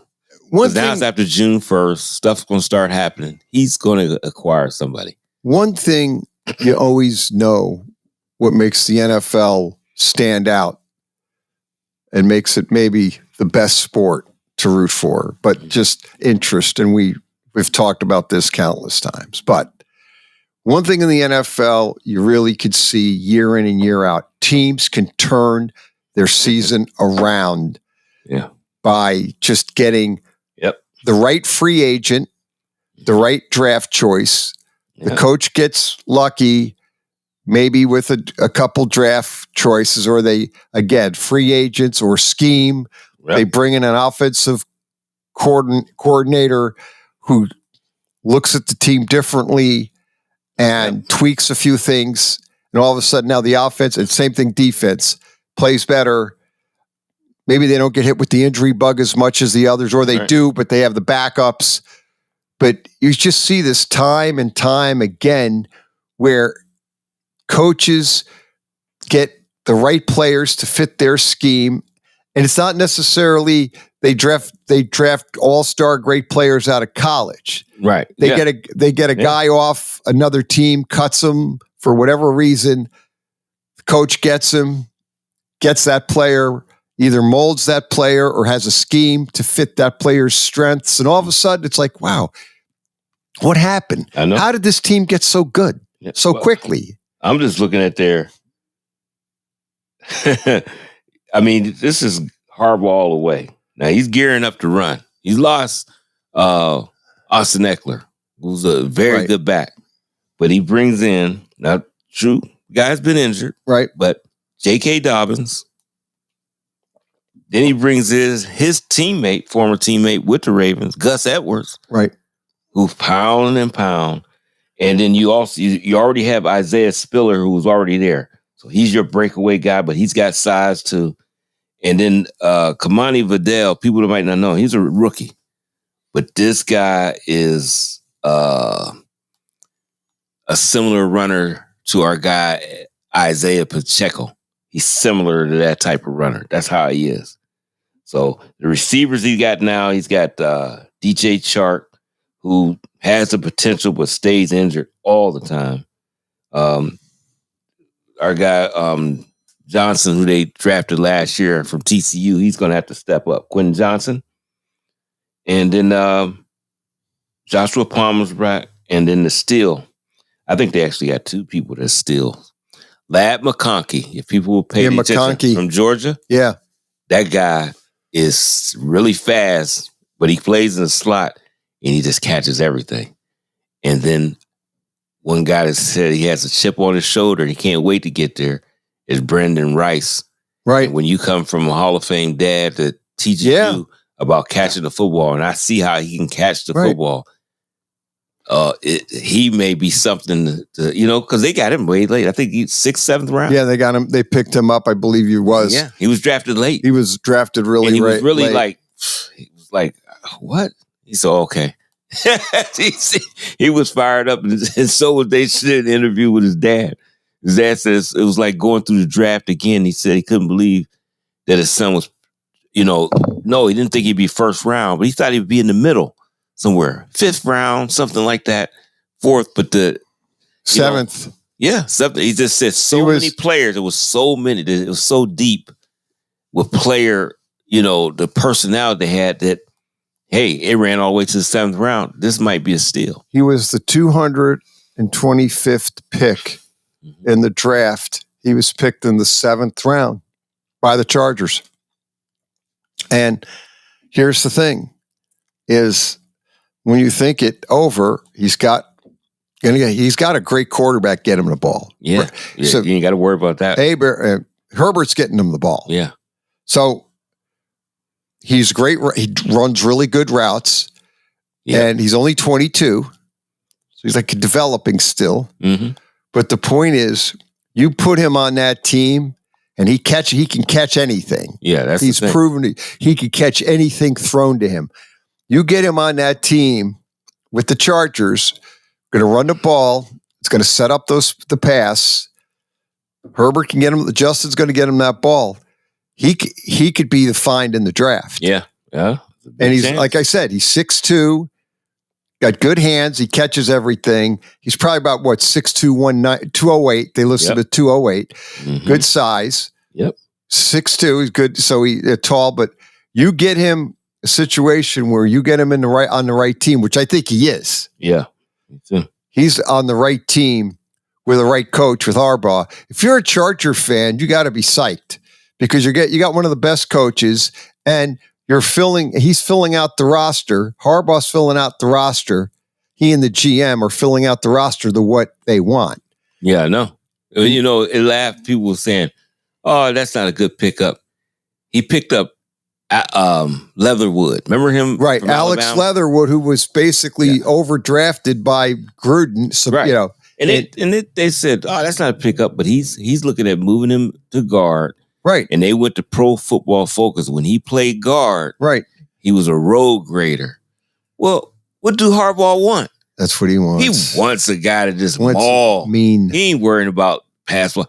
Maul this guy in front of you so we can run the football. And he draft John Alt from Notre Dame. Yeah, big tackle. Just an absolute. So you can put them right next to each other. Right. You got Leatherwood and Alt right there. And this ball guy's over. And they're going to basically Leatherwood could give, Leatherwood's a veteran, so he can help Alt out. Yeah. And schemes and actually Harbaugh. But that's exactly what Harbaugh wants. Yeah, because people were saying why, and he already has Rashawn Slater as the all-pro. Right, and Slater's a great, he's the all-pro right on the other side. The Giants. Center just retired, surprisingly. Corey Linsley is retiring. Yeah, he's retire. Boardman played for Boardman, went to Ohio State. Yep. He's 32 years old. Yep. Will be 33 this year in July, and he's going to retire. Great. And he was really good offensive lineman. So they got Bradley Bozeman, who started with the Ravens. He used to be with the Ravens. And he knows about playing hard-nosed football. Plus, you think Harbaugh don't know nothing about Bozeman? Talk to his brother. Yeah, he knows. Finds out, hey, what type of player is Bozeman? Are you going to love him? He's a free agent. He's already out. He's away for the Ravens. So he gets him. They still help each other out. He gets Bozeman. So Bozeman now will probably be their center this year. And step in for Corey Lindsey. Yeah, and he's probably one of the better centers in the NFL. One of the So unbelievable. It's going to be fun. I can't wait for it to get started. I can't either because it's just a lot of great storylines. I would not be surprised if the Chargers don't get in the Super Bowl. I could see it happening. Yeah. I saw what Harbaugh did with the 49ers. He took that team over that Singletary couldn't coach them, and Singletary either got fired or quit or both, whatever. And Harbaugh stepped in, same team, got him one play from a Super Bowl. He lost to that Giants in the NFC final that year. One lousy play. Yep. Pat Lucia, Dave Clark. We'll be back after the quick timeout. Fourth quarter coming up. Saturday Morning Sports Page. Western Reserve Radio.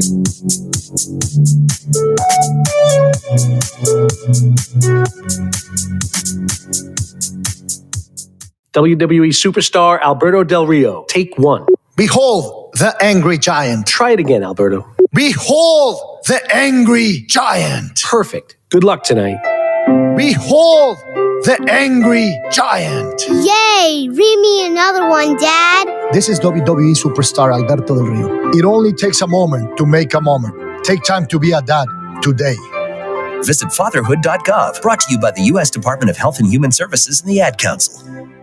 Western Reserve Radio is the Valley's online source for sports talk and local live events. Tune in and be a part of their live weekly shows, as well as all of the hard-hitting action of Youngstown Phantoms hockey, high school football, and the GDFL. Find them at westernreserveradio.com. Tune in and the Live 365 app to be a part of the area's sports conversation. Be sure to visit them on Facebook at Western Reserve Radio and on Twitter at WR_radio.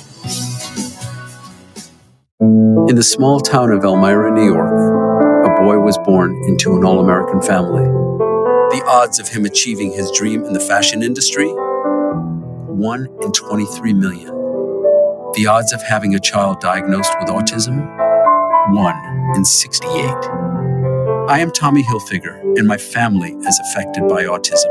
Learn more at autismspeaks.org/signs. Brought to you by Autism Speaks and the Ad Council.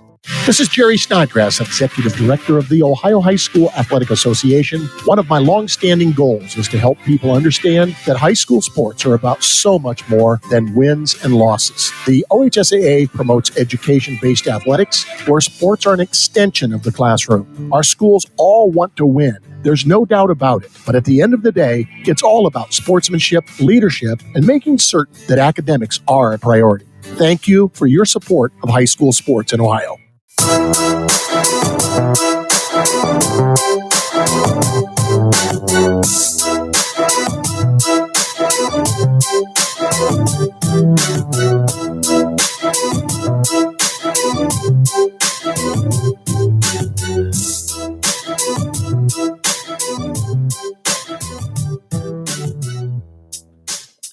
Saturday Morning Sports Page, right back at you, 330-707-4202. Get in and talk sports. We do it every Saturday morning here on Western Reserve Radio. You know, Dave Clark, we did want to at least talked a lot with football, and we can get back to that. But this is going to be a great NFL season coming up. A lot of great storylines out there. Mm-hmm. All the quarterbacks coming in. Who's going to start? Jacoby Brissett will start for the Patriots. It's been announced already. I don't know. But they already said that he will be the starter, not Drake May. But let him learn. Let him learn, which is probably a good thing. But getting over to the basketball, this story came up this week in the NBA.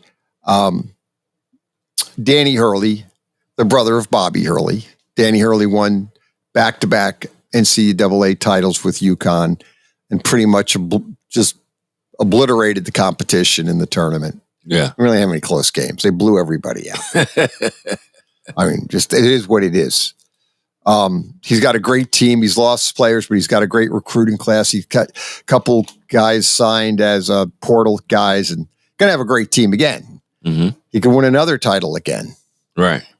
However, the Lakers now want to make a splash, and they're going after him, offering him a deal.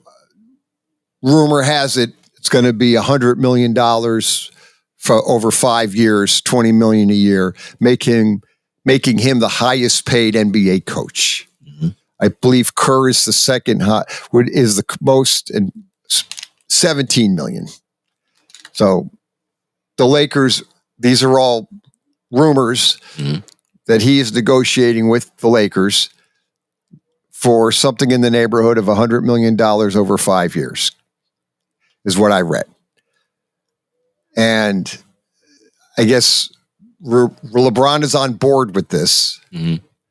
So, but LeBron can opt out and go to another team. Yeah, I still think that could happen. Could happen, maybe.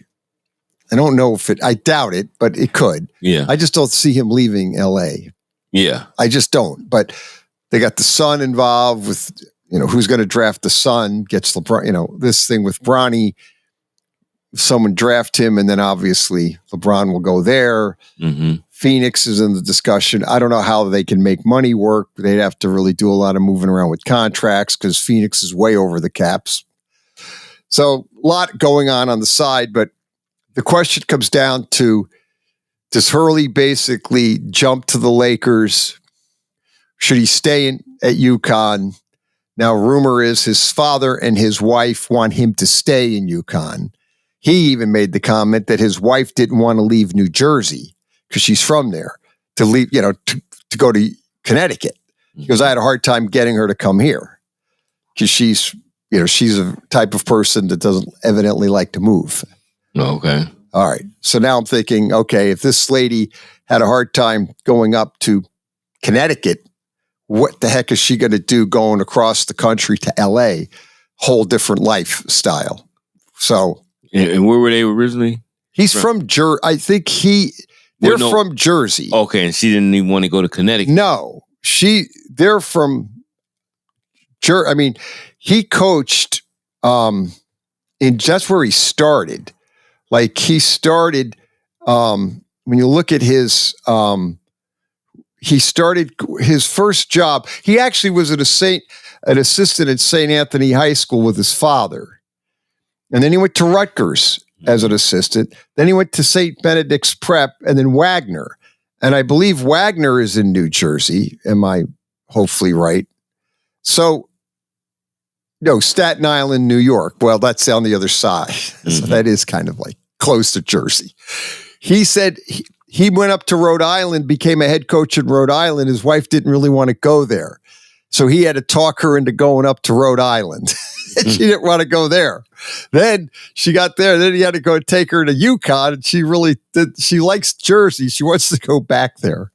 I'm thinking, and he's the one telling us this. Right. So I'm thinking, and he credits his wife for a lot of his success. She's a, great wife. And anyway, now I'm thinking you want to take her, and his father doesn't want him to leave Connecticut. His father coached at St. Anthony's in New Jersey and had all those great teams, those high school teams, great high school coach. So now I'm thinking, okay, now you want to bring him you're going to, your father doesn't want to go to LA, obviously. And you're going to take your wife and your family out there. And I'm thinking.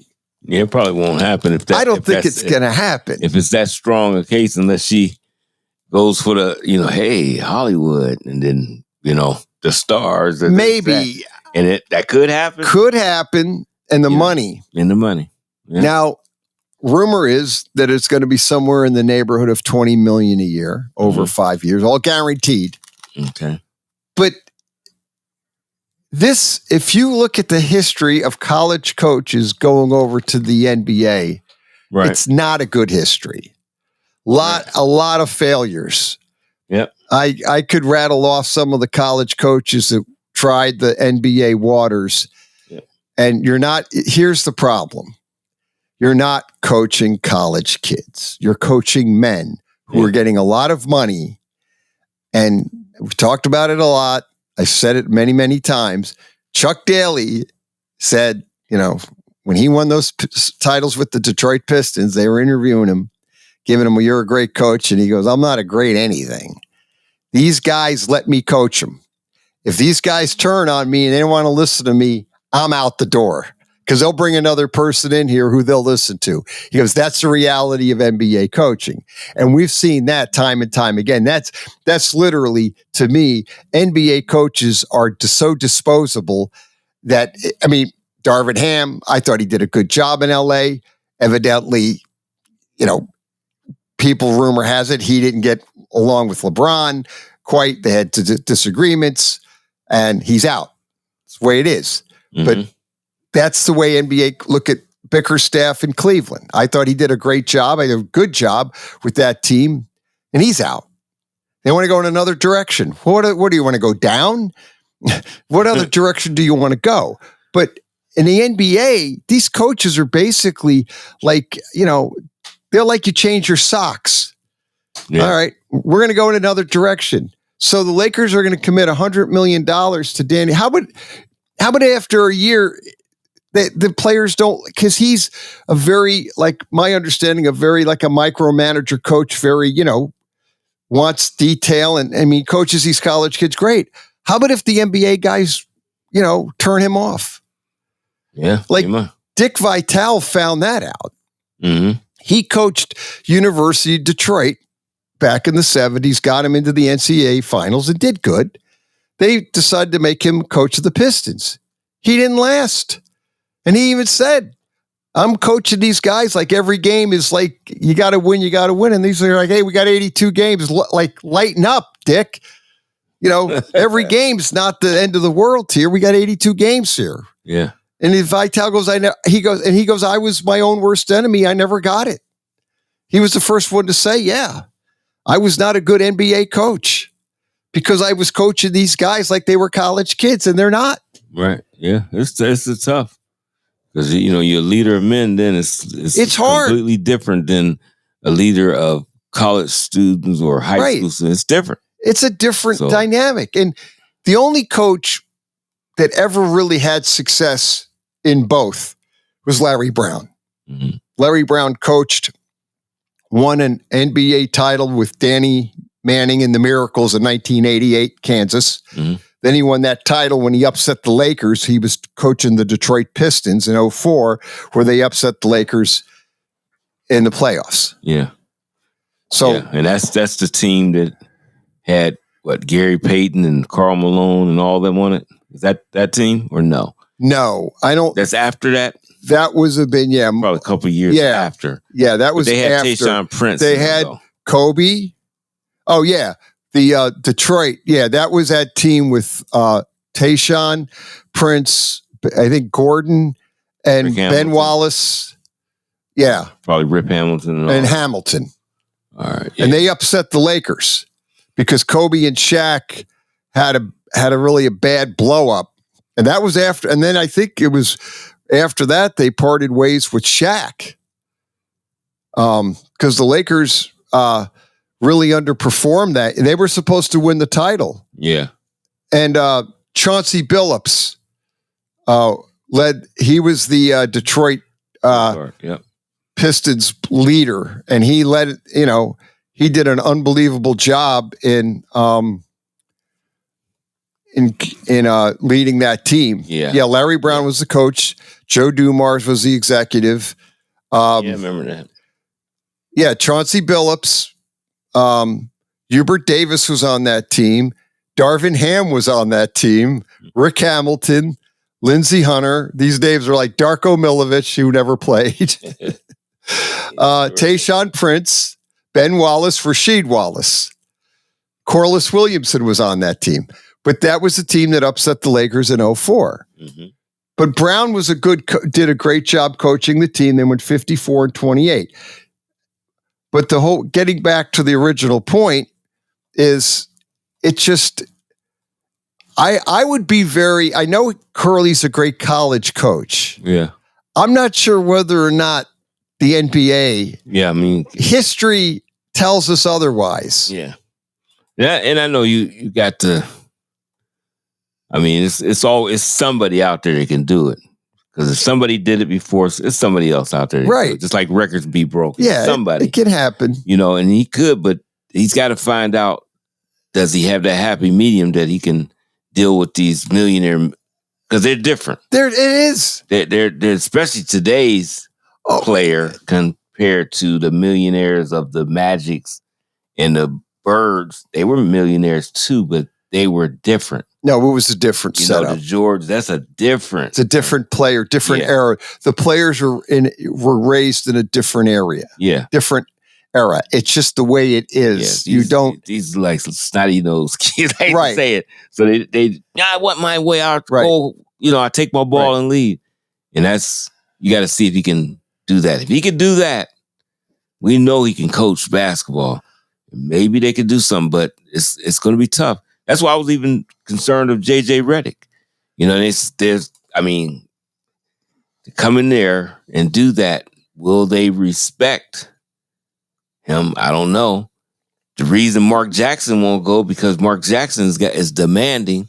So a lot of teams don't want him to coach because he's too demanding. Yeah, he's and he's got that Pat Riley in him, and partially some Larry Brown in him at Indiana. Yeah, he does. That's when right. They played with the Pacers, so he's got some of that stuff in him. He does, and that's how he coaches. Right. And some of these young guys, they can't handle that. No, they don't want no parts of that. No, they don't.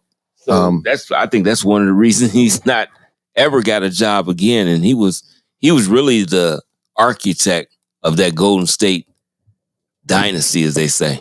He's the one that put that together and got it going. Yeah, Mark Jackson. And then Kerr took over. Came in and took over. I'm not taking nothing away from Kerr. He just extended it to go further.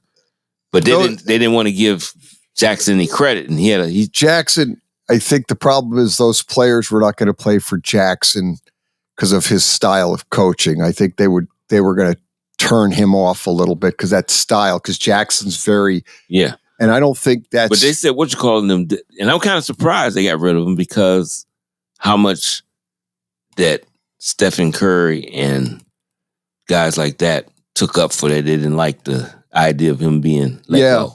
They was really behind, but you got to remember at the time that happened, Stephen Curry was a younger player. Right. We still seen he was going to be a great player, but he wasn't the player that he is or has became. So at that time, they probably didn't listen to nothing what he was saying.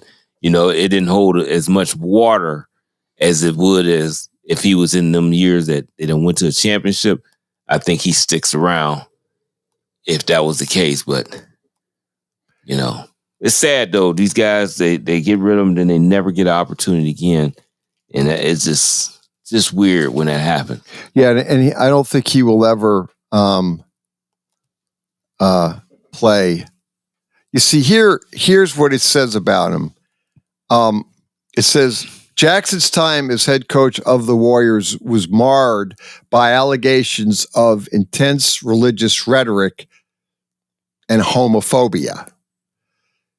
Jackson had reportedly ranted about 2 staff members who were openly gay. So that's what it says. That probably caused a big riff. Oh, yeah. Well, I'm sure it is. And then basically, but the sad part is, and I'm not sure, if that's what's keeping him from getting an NBA job. But they got to understand, they're not going to understand it because nobody does. As a ordained pastor and minister, and knowing that, we can sit here and be politically correct and say, but we both know that there's no Pat and there's no Dave without a mom and a dad. Right. There's not 2 dads or 2 moms that can create that. Right. So we already know that. So we know that's not the correct way. Right. But they want you to accept that and then actually, okay, it's great. Right. No, and he wasn't doing it. No, that's a lot of the problem. Because how could he? Because then how are you going to go back to your congregation? Right. No, and preach to somebody and tell them. Right. He can't do it. No, he can't. Yep, and that's no way. Where I think a big conflict was there. Yeah.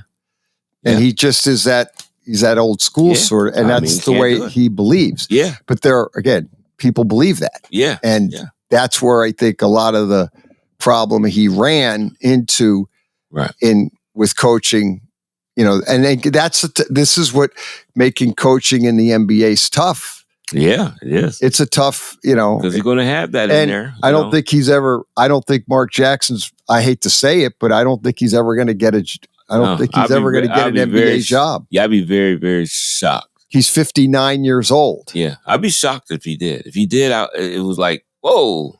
But I just don't see it happening. Too many years done passed. A lot of job openings that I think he could have took over in the past and never even got a sniff of it, as they say. So I just don't think it'll happen. No, his coaching career is short. Right. He only coached from the years 2011 and 2014. Mm-hmm. And now it was 10 years ago. He coached, and that's the years he coached Golden State, was 2011 to 2014. Mm-hmm. And he hasn't coached since. Now, I think he's a great radio or a TV he does the analysis great. And I can't believe that he's not working in TV.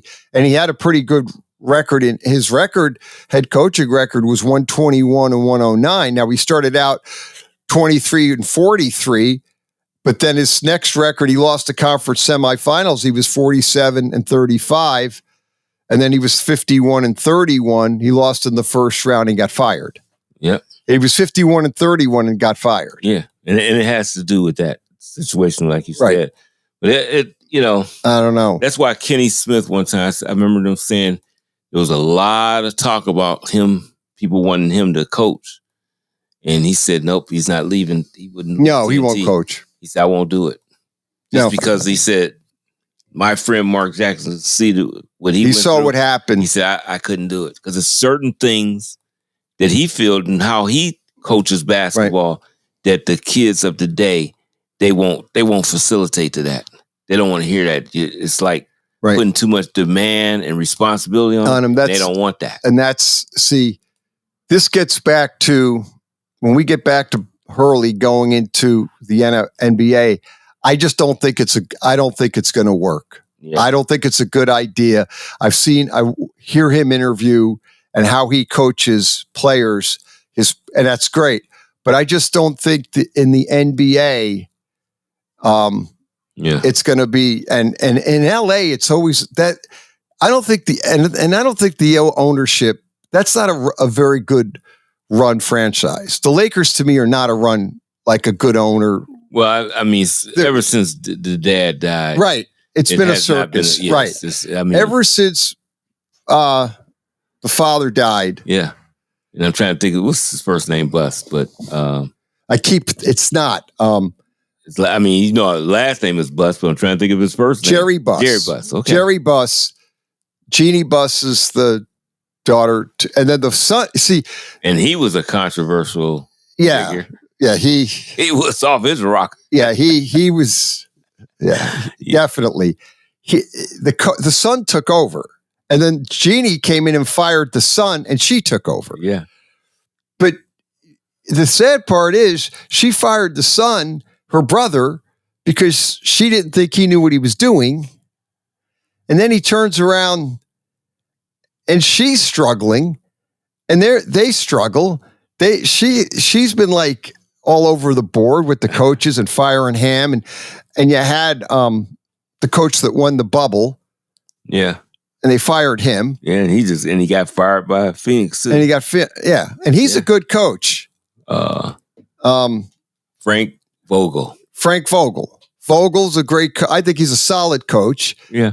He won a bubble game. He won the bubble and the title for the Lakers in the bubble. We won it. Right. Then the next season didn't do very well. They fire him. Darvin Ham was only there a year, and they fired him. Yeah, that's what I'm saying. And they can't do that. Whoever they get this, they just got to run. So they got to make a run. If they give Hurley the 5-year, and he takes the $100 million, we're guessing it's $100 million for 5 years. Right. You got to keep him. Right. You can't fire this is what I think could happen. Because I don't put it past the Laker ownership.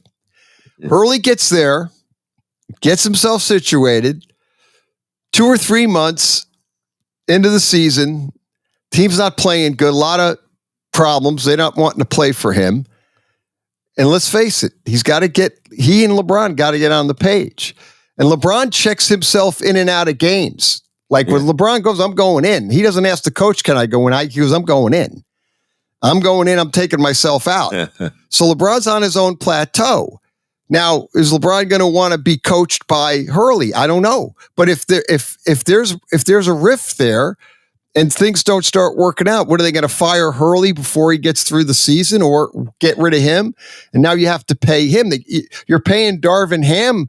I think he's got 3 years left on his deal. I think he's still playing Vogel too, aren't they? I think they are. Yeah, I mean, if not, no, they just finished paying him. He's like, this is the Steinbrenner league. This is George, man. This is Steinbrenner with the Yankees firing those managers in the 80s. Whoever they get, they better hold on to whoever they get right now. And again, I could see the Lakers doing that. I could see them bringing Hurley in, making all these great commitments like Steinbrenner did with the Yankees in 1982 and wanted to brought in Griffey because they wanted to be a speed team, steal the bases. Davey Collins and Ken Griffey came over.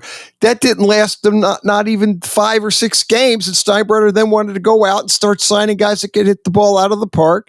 And then, he never really used Collins and Griffey. They sat on the bench getting paid money because George had he changes his mind like that. Yeah. And are the Lakers going to do pretty much the same thing with Hurley? Yeah, okay, this all sounds great. Everybody's smiling, shaking hands. We're going to make the future. They better get a guy for 3 years. Right. And just yada, go with yada, that. right. This is all going to sound great. They're all going to be happy, and they're all going to make pictures and sign and shake hands. Now, people thinking they got time. It's this summer. No, they don't have time. No. Because July, August. It's going to be upon you. Time. Right. It's time because they start playing preseason in September. Right. So they want to have this done sometime this month. Right. Probably. They want to do it, supposedly, rumor is this week. Yeah. Oh, yeah, they have to. Because you got to get everything, your roster together. You got to get everything going. Right. You got the free agents. Yeah. And then you do got to run this past Anthony Davis because he is going to be your franchise guy. Are you going to run this offense through him? Are you going to do it? You got to find so he'll know what to expect. Right. Now, if he's coming out here, no, we're going to do this pass, and that might not conduce with him, then, hey, he might say, I don't want that coach or get rid of me. Right. What are you going to do? Got to find out. He gets out there, 5-year, $100 million, and he gets out there and halfway into this season, the team is struggling, and nobody wants to play for Hurley because they think he's too much of, micromanager, and this is the NBA, and not every game is the end of the world. You can't do that in the NBA. You can't do that micromanaging. You can't. You shouldn't do it, period, to a certain extent. He can manage his way in Connecticut because he's got a culture there. Yeah, you could do that. But my question is does the culture going to transfer to the Lakers? No. And that's my concern. Like, college culture does not transfer to the NBA. It doesn't. It's like college to the NFL, any of that. No. It's a difference. You got big time multi-millionaires. Yeah. And the NBA is worse because these guys get all guaranteed money, right, and they make gazillions of dollars. It's different from the NFL. Right. And you make a lot more than the coach. Mm-hmm. And we see it time and time again. And I just can't believe that, and the Lakers to me are kind of a dysfunctional franchise anyway. They don't have really a culture because they keep changing it. Yeah. Well, I mean, you don't know what it is. You don't know what it is. Yeah. Yeah. And all you just know, they put 5 guys out there, right, and try to win basketball games. And when they don't, then everybody criticizes the coach, and they fire the coach. They get rid of Vogel, they get rid of Darvin Ham. Yeah. And they, let's see what they do. I mean, I don't think they should have got rid of him. You just try to play it through. I don't think Cleveland should have got rid of. No, Bickerstaff, they should have left alone. I don't get it. Let's see what happens. They should have left Bickerstaff alone. They should have left Darvin Ham alone. Mm-hmm. But this is the NBA, and this is the NBA, right? And that's why. I mean, it's a lot of money for Hurley. I mean, I know it's generational wealth. Oh yeah. And if they fire him, they owe him all that money. Yeah. And the wife might think of it because she'll look at it and say, "Hey, everybody's taken care of. We're taking care of our kids, everything." I mean, he's going to be getting $10 million a year from UConn. Yeah. So you're you're taking care of there too, right? And there's your debate: is okay. How much money do you need? Is $10 million not enough? I mean, so you go to $20 million, but more headaches. So we'll see. Saturday morning sports page, Fat Lucia, Dave Clark. We'll be back next week. Stay safe. Do not drink and do not drive, and buckle up. You're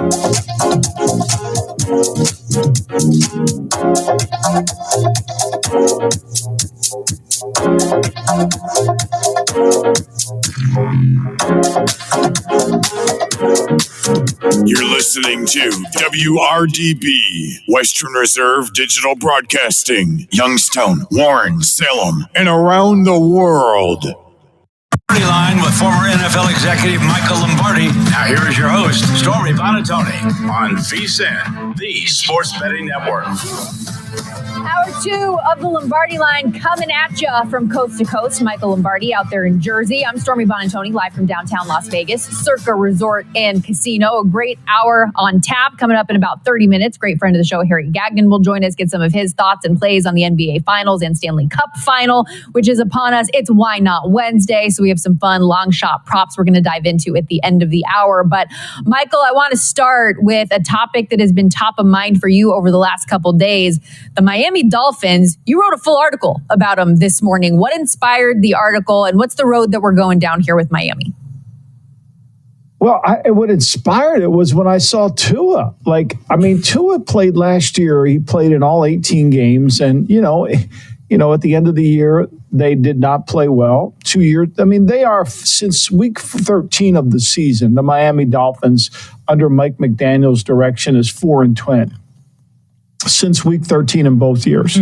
And so they faded. And they faded because they got a lot of guys hurt on defense. Bradley Chubb, Phillips, they were a shell of themselves when they played Kansas City.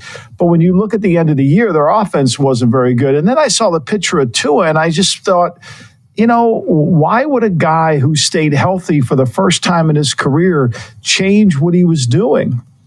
What is he up to? And I've heard a lot of different reasons. I can't prove any of them. I didn't include any of them in the article, off the field, what's going, none of that, right? So, but there's something there. And then when you peel back the layer about Miami and you say, okay, where can they duplicate the success that they had last year? Are they going to be able to dominate teams like they did last year? And you start looking at it and knowing they're going to pay Tua in the mid-50s per year, you realize that this team may be having the arrow pointed down. And I wanted to really get into why Vic Fangio left, because I think there's a couple things here that are going on, right? I think when you're the head coach of the Miami Dolphins, it's hard. It's a challenging job because Miami is a fun place for a young guy with a lot of money to live, lots to do. And if you read the quotes by the players about Vic leaving, and if you read what I included in the article, what Ron Jaworski said, who's very close friends with Vic, is it was hard to have accountability under the Mike McDaniel scheme. Mike McDaniels is not really the head coach. He's the offensive coordinator who's in charge of the coaches.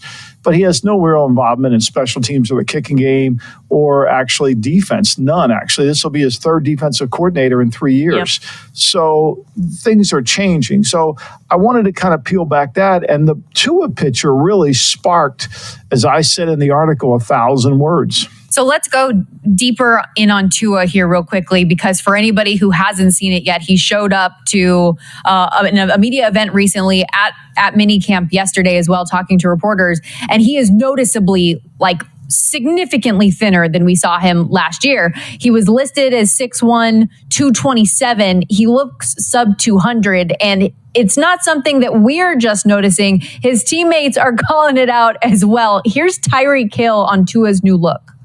I ain't gonna lie, when I see Tua at the Pro Bowl, I was kind of scared. Dude was he was fat, he was chubby. I was like, hold on now.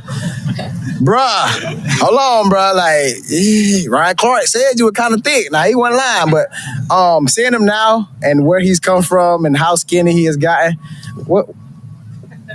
what's that stuff with everybody taking? Ozempic? He had to be taking that, bruh.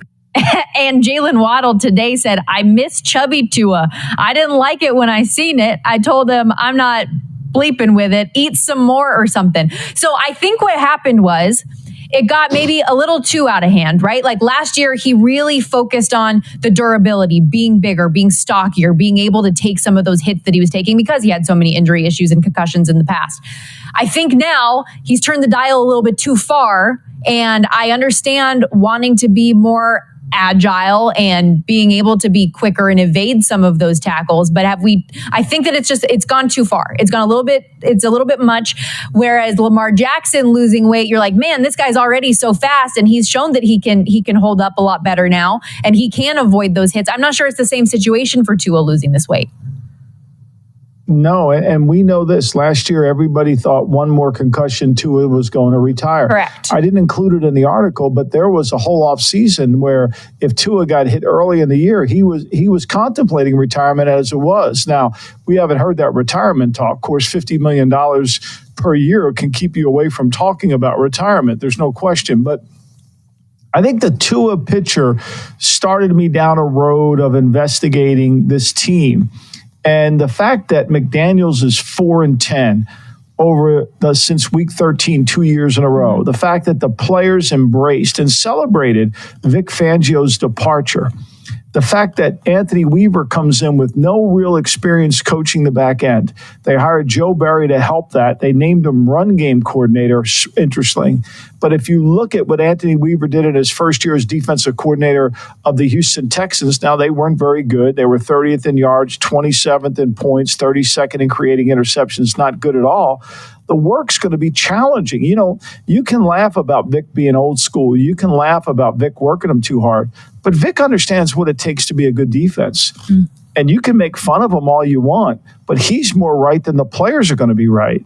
And I just think, to me, that this is a situation why they're 4-10 is because their head coach is kind of going to be what we call a player's coach. Just let them do what they need to do. We'll outscore people.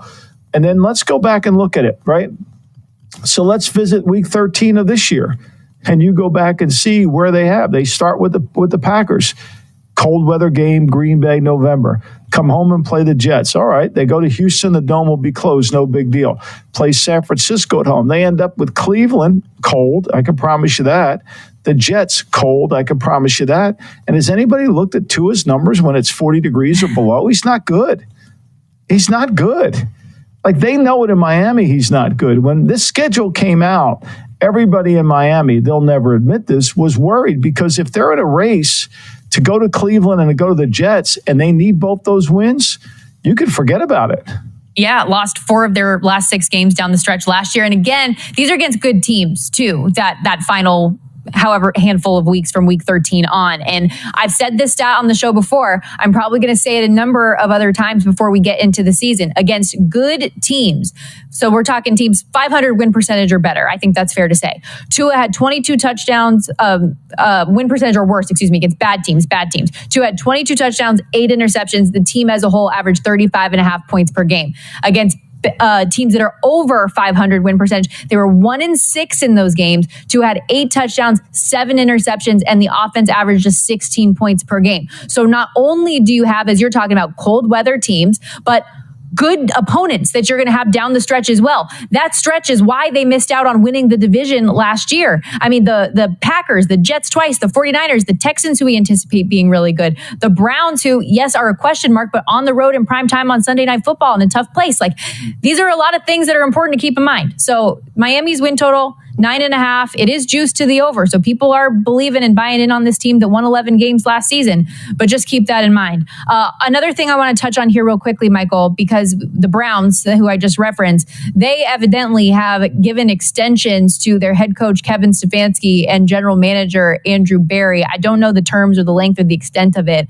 but I find that a little bit interesting, given that Andrew Berry was there and responsible for the Deshaun Watson deal that could go down as one of the worst ever. So just give me your initial thoughts on this. Well, I think the Haslam family is intimately involved, and so is Paul DePodesta. And I don't think that Andrew Berry drove that Deshaun Watson train all by himself. I think he was maybe the conductor, but he might have been a subconductor. I think there was more people on that than meets the eye. Paul DePodesta, Jimmy Haslam, D. Haslam, all the other people involved in the family. And I think, look, Kevin Stefanski's won Coach of the Year 2 of the 3 years he's been a head coach in Cleveland. I don't know what he's done a good job. They stripped him of his offensive play calling because they wanted to bring in a new play caller. They wanted him to go become a head coach. So I think what's happened is the Haslam family is very comfortable with the arrangement they have because they're involved. You know, they're involved in everything, and they want somebody to run their team. Dee Podesto runs the football with Barry, and Stefanski runs the team, and they can still be involved without really making them aware that they're involved. So it's the perfect setup, and when you have the perfect setup, usually extensions happen.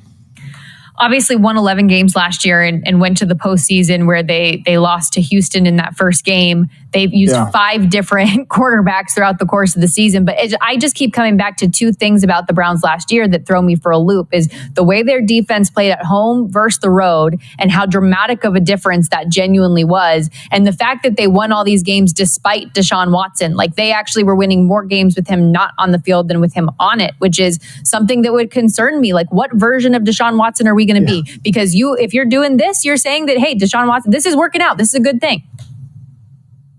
And you owe him $120 million more guaranteed money, Stormy.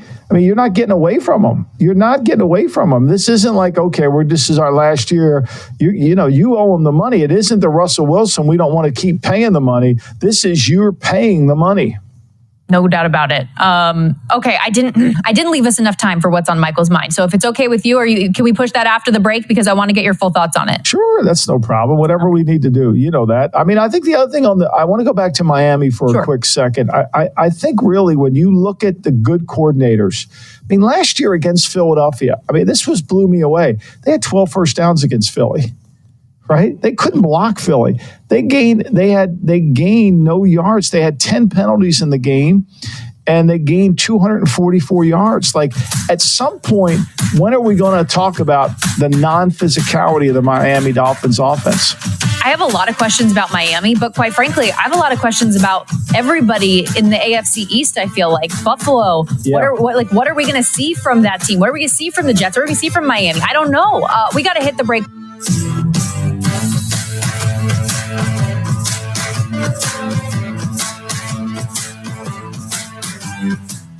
With the Bloomberg Business of Sports report, I'm Michael Barr. The Russian Olympic Committee has lost an appeal against its suspension by the International Olympic Committee. The Court of Arbitration for Sport says it dismissed the ROC's appeal against the suspension imposed in October. The IOC objected to the ROC incorporating 4 sports bodies representing regions of eastern Ukraine.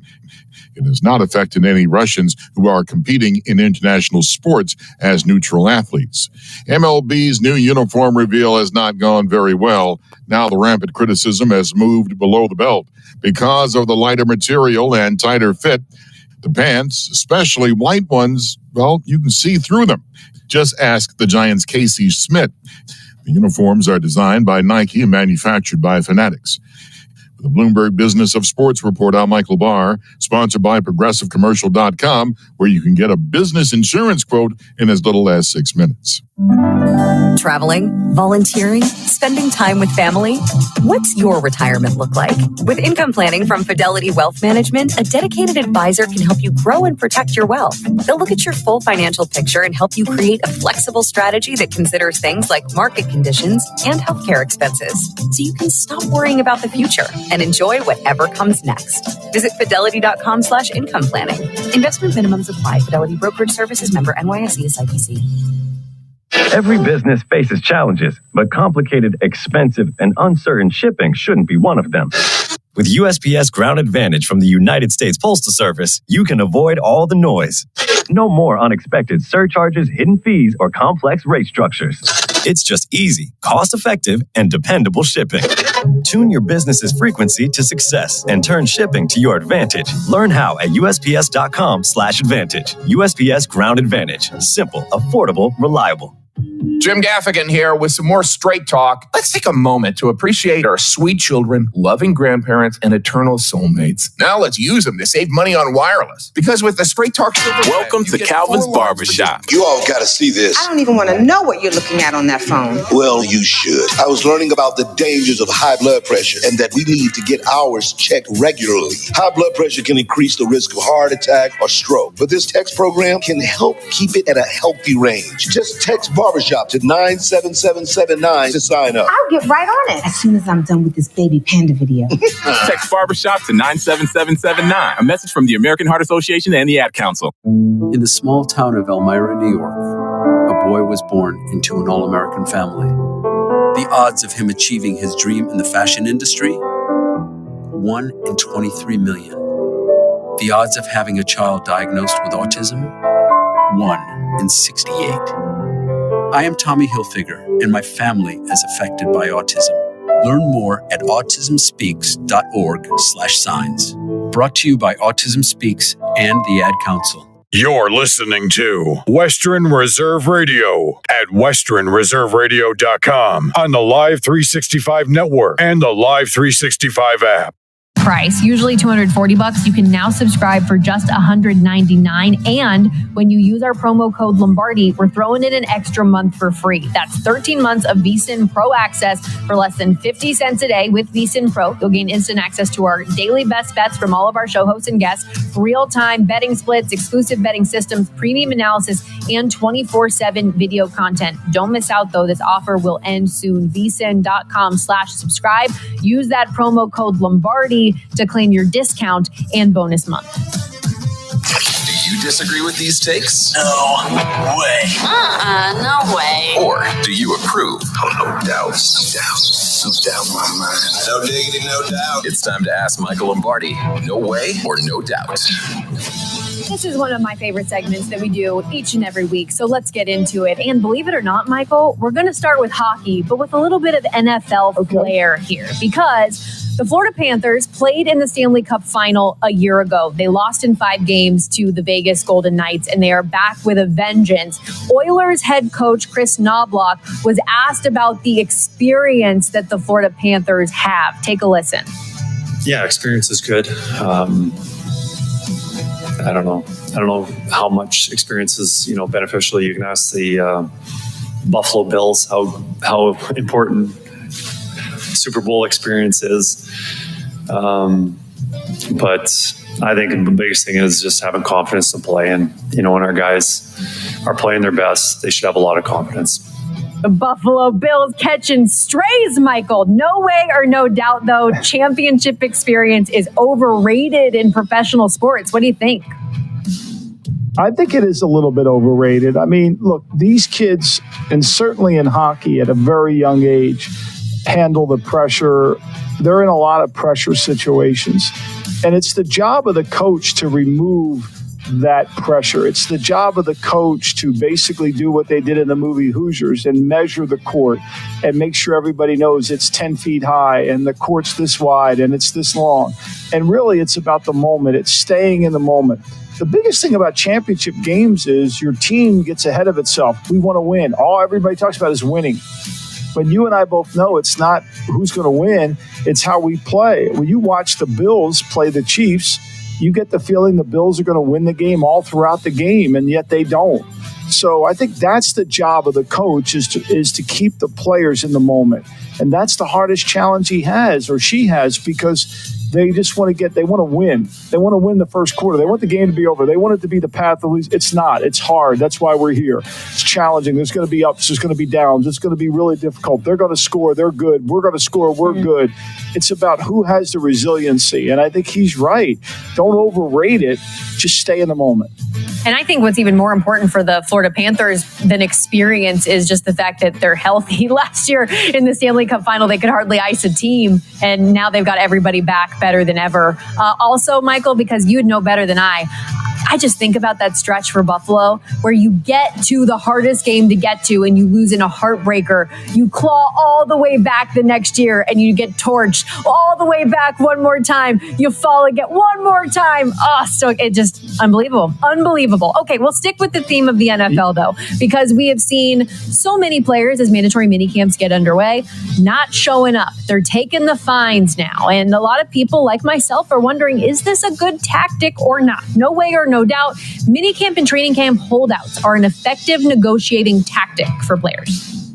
No, No way squared. It's the dumbest thing of all.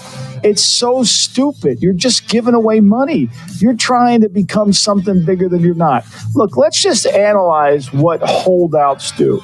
If I withhold my services and you don't have my services, you lose money, or you'll lose a game, or the trash won't get picked up, or the grass doesn't get cut. There's cause and effect.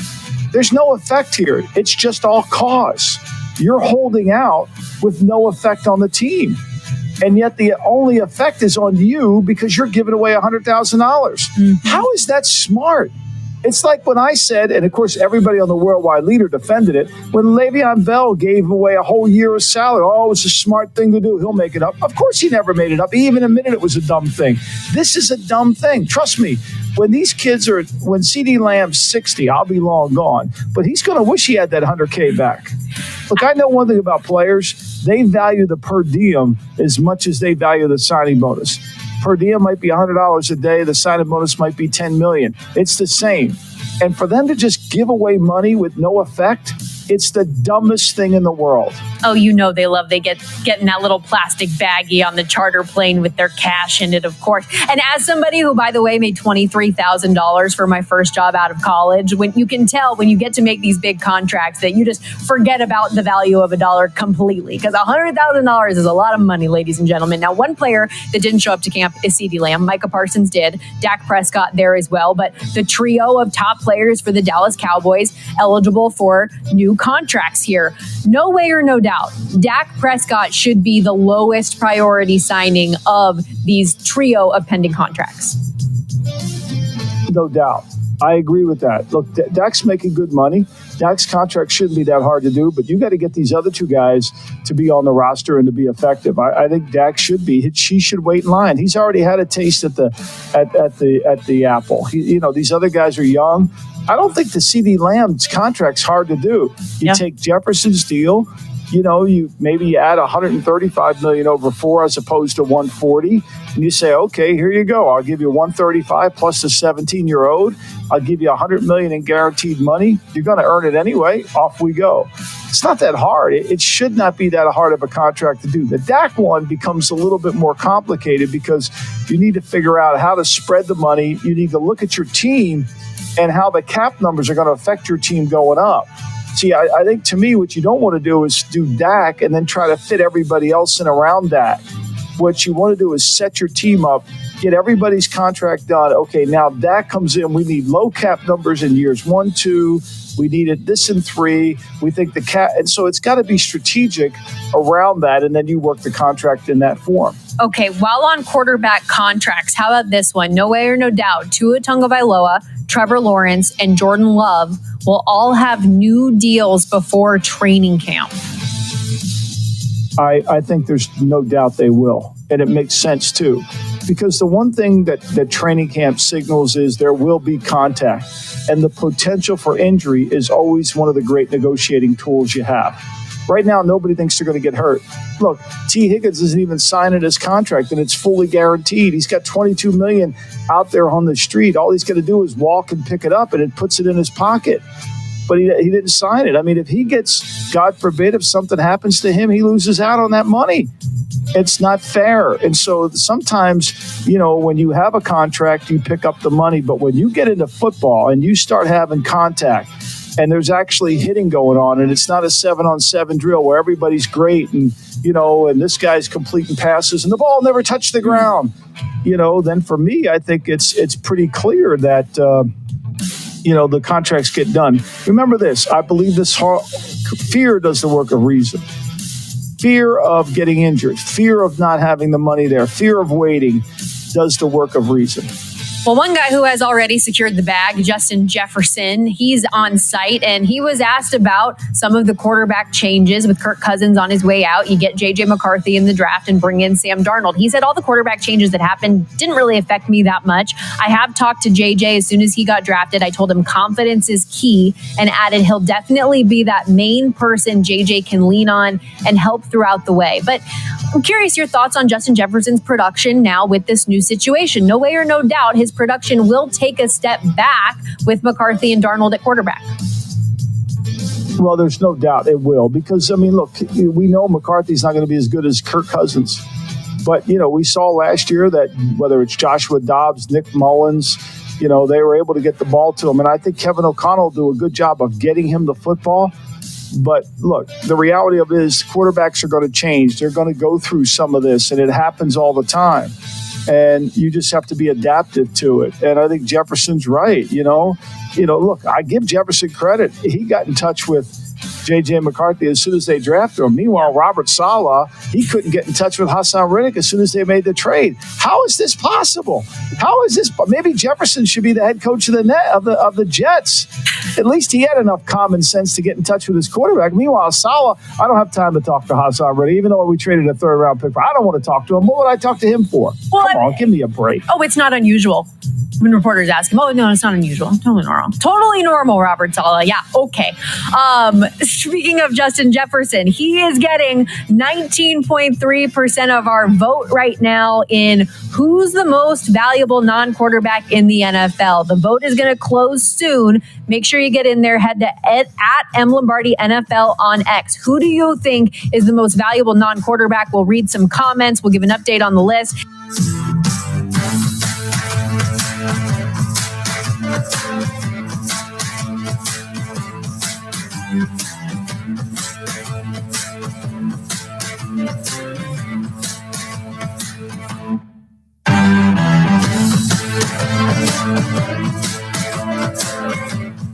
Is switching your wireless service to Total by Verizon easy? Totalmente. Now you can get 50% off any unlimited data phone plan. That's one line for only $25 a month, and you keep the phone you love. Hurry, this is a limited time offer. So find a store or switch suavemente at totalbyverizon.com.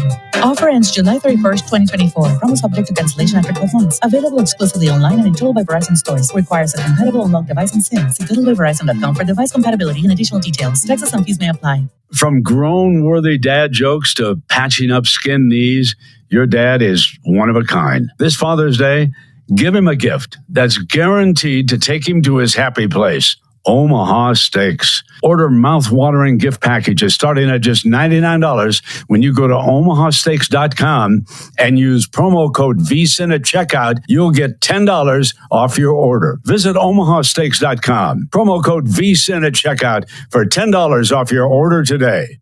If you didn't catch Follow the Money, here's what you missed. Are we sure Aaron Rodgers still has it or is good? I mean, that's a Dear I John, never considered that just because. Uncontrolled high blood pressure is serious, and I can quit whenever I want. Why can't we get back to when you checked on me? I don't want to leave, but remember, when I quit, you quit. Sincerely, your heart. Listen to your heart and don't let it quit on you. High blood pressure can lead to a stroke, heart attack, or death. Get yours to a healthy range today. For help keeping yours at a healthy range, text PRESSURE to 97779. A message from the American Heart Association, the American Stroke Association, and the Ad Council. WWE superstar Alberto Del Rio. Take one. Behold the angry giant. Try it again, Alberto. Behold the angry giant. Perfect. Good luck tonight. Behold the angry giant. Yay! Read me another one, Dad. This is WWE superstar Alberto Del Rio. It only takes a moment to make a moment. Take time to be a dad today. Visit fatherhood.gov. Brought to you by the U.S. Department of Health and Human Services and the Ad Council. It may be hard to believe, but people just like you are already saving money. FeedThePig.org makes it easy. Their simple savings plan teaches you how to start saving without going overboard, so you don't need to sell all your belongings and live in a commune. These dungarees belong to all of us now, Tom. You don't need to get a second job as a stuntman. We need a new stuntman! You just need FeedThePig.org. Don't get left behind. Get tips and tools at FeedThePig.org. Brought to you by the American Institute of CPAs and the Ad Council. Most of my family, they never graduated high school, so I'm trying to break that barrier. My daughter, Brooklyn, was also a motivation for me to go back to school. Every day after work, went straight to school, and it paid off. At age 26, Kareem finished his high school diploma. I could not have done it alone. I see the future is really bright for me. No one gets a diploma alone. If you're thinking of finishing your high school diploma, you have help. Find free adult education classes near you at finishyourdiploma.org. Brought to you by the Dollar General Literacy Foundation and the Ad Council. So I'm a cat, and I just moved in with this new human, and she's got this little toy she's always playing with all day long. tap, tap, tap, tap, bloop, bloop. She can't put it down. There it is. Oh, and get this. She even talks to it. Last week, she asked it for Chinese, and guess what? Egg rolls showed up like magic. Humans have cool toys. A person is the best thing to happen to a shelter pet. Be that person. Adopt. Brought to you by the Ad Council and the ShelterPetProject.org. What if I told you that a tornado was going to happen tomorrow, right where you live? That it would touch down at exactly 3:17 p.m., and I told you the exact path it would take. You would, of course, prepare. You would talk with your loved ones, and you'd make a plan today. It's true, I can't tell you a tornado will strike tomorrow, but shouldn't you have a plan anyway? Go to ready.gov/communicate and make your emergency plan today. Don't wait. Communicate. Brought to you by FEMA and the Ad Council. This is Matt Lipsack, the voice of the Youngstown Phantoms, and your home for Phantoms hockey is Western Reserve Radio. Sports Betting Network. Welcome back to the Lombardi Line. If you like watching and listening to VSiN, don't forget about all of our great betting tools and content at vsin.com. Best bets from hosts and guests, betting splits, pro tips and trends, and right now on the homepage, in-depth betting previews for both the NBA and Stanley Cup Finals. Whether you're looking for series plays, props, or game-by-game breakdowns, we've got you covered. Head to vsin.com today. Welcome back to the Lombardi Line alongside Michael Lombardi. Stormy Bonantoni with you as we welcome in on a week where we're having all the wide receiver talk. Our wide receiver one here at VSiN, Mike Pritchard, joins the program on the Progressive Guest Line. Former NFL wideout, college football national champion at Colorado. Pritch, how much are you and your friends just talking about this week, man? I was born in the wrong generation with how much these wide receivers are getting paid right now. I mean, Stormy, Michael, great to be with you. Yeah, you said it. I mean, wanting to be born in 1999 instead of 1969, right? But I'm okay. I think we're okay. You know, we have Google stock, we have Microsoft, we have McDonald's, so we're all right. But no, it's fantastic. No, I think what Justin Jefferson is doing and what all these elite playmakers are doing, really, Christian McCaffrey and everybody, it's outstanding. I mean, I remember my days in the very beginning of all of this, right? When I got to the league, it was free agency was just becoming a thing with the Reggie White situation. And so to see what free agency or revenue sharing or expansion or certainly growth in revenue can do for you, it's incredible what's going on in the National Football League right now. Mike, let me ask you something. When you go through it and you played the position, right? So you know that there's, Tyreek Hill changes the game. Right. Jefferson changes the game. But there's just a lot of other guys are good, but the good guys are now making elite money. At what point do you say, wait a minute, that this isn't going to work? I mean, Jordan Addison is a first-round pick. Does he get paid? Does Drake London get paid, even though they really haven't tilted the field in their favor? The other guys do. It's a great question, Michael, but I'm going to throw it back to you in this regard because like I just mentioned earlier, we're seeing unprecedented growth in the National Football League. The stated goal by these owners is $25 billion annually, right? And they're on a fast track of achieving that goal too. So I looked at the salary cap by $255 million now.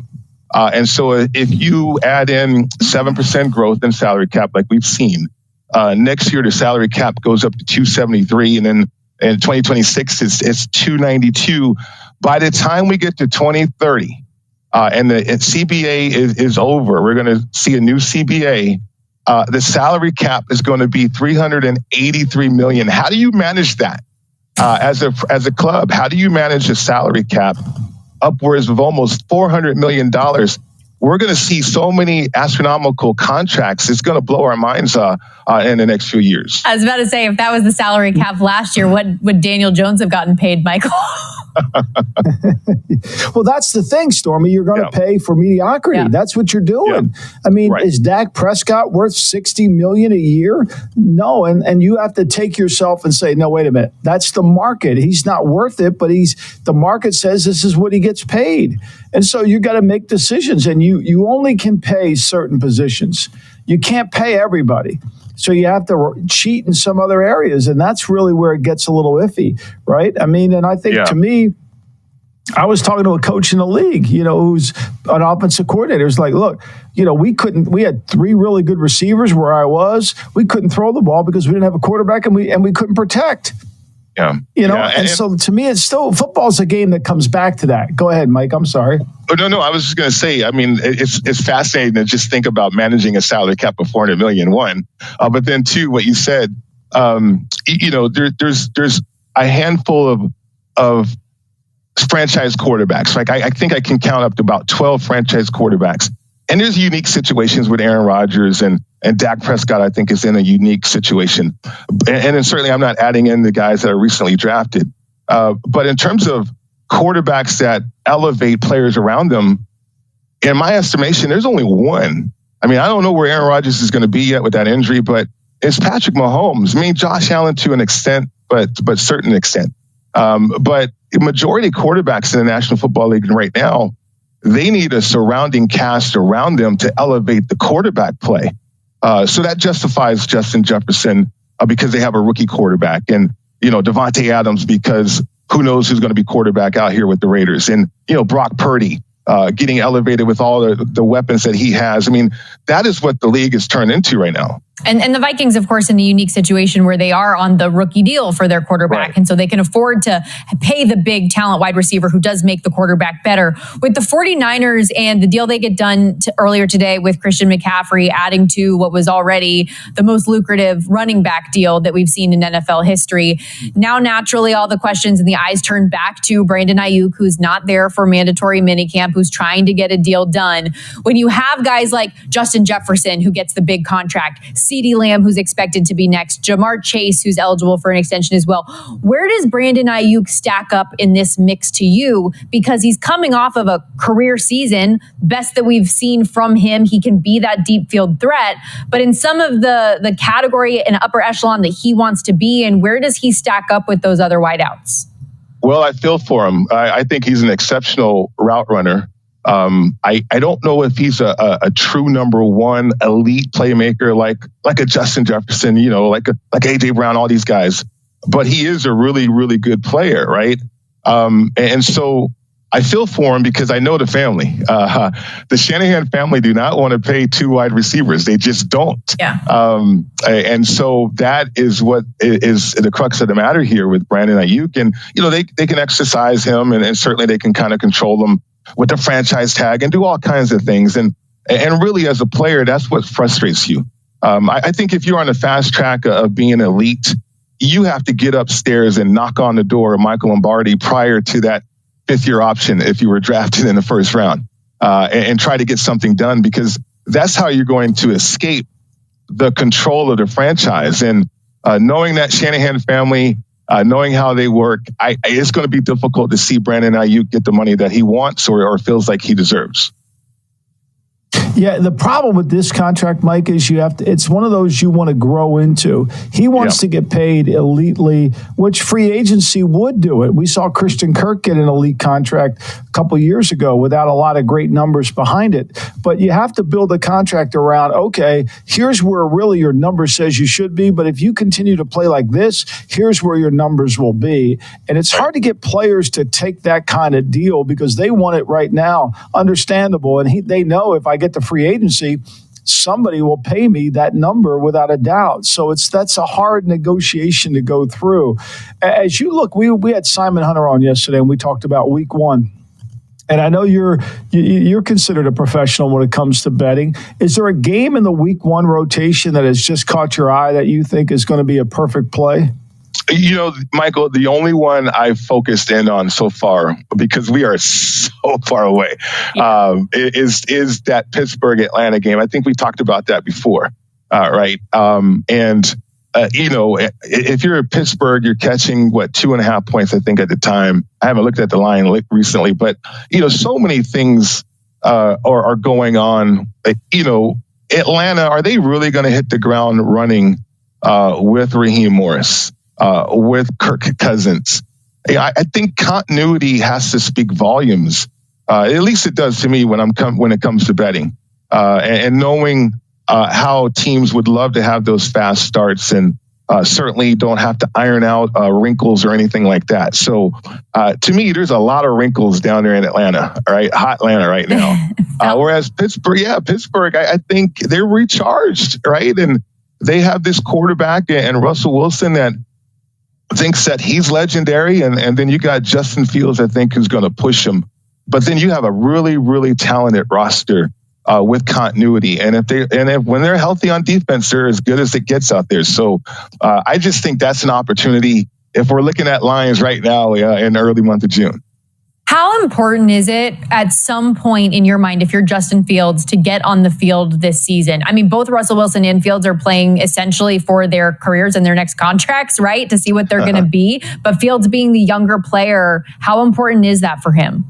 You know, I like this, Stormy, because I think Russell is playing for legacy and Hall of Fame, right? I think Justin's trying to become that guy. Yeah. Every man for themselves. I think that's going to be an interesting watch right there to see how these guys coexist and certainly push each other. But I think Justin's got a ways to go. But this is the kind of offense and certainly the philosophy that is conducive for his type of game. He's a Pop Warner quarterback, meaning he's the best athlete on the field with the ball in his hands. But as far as throwing it and winning from the pocket, I think Pittsburgh wants to rely on Russell in that regard. So I think they'll push each other. Ultimately, Russell will win it. But Justin should be better off for it just from the experience standpoint. Rich, always always appreciate. I'm having such a hard time today speaking, and it's literally my job, Rich. Appreciate your insight. We'll talk to you next week. Appreciate you as well. Thank you. Mike Pritchard on the Lombardi line. We will be right back.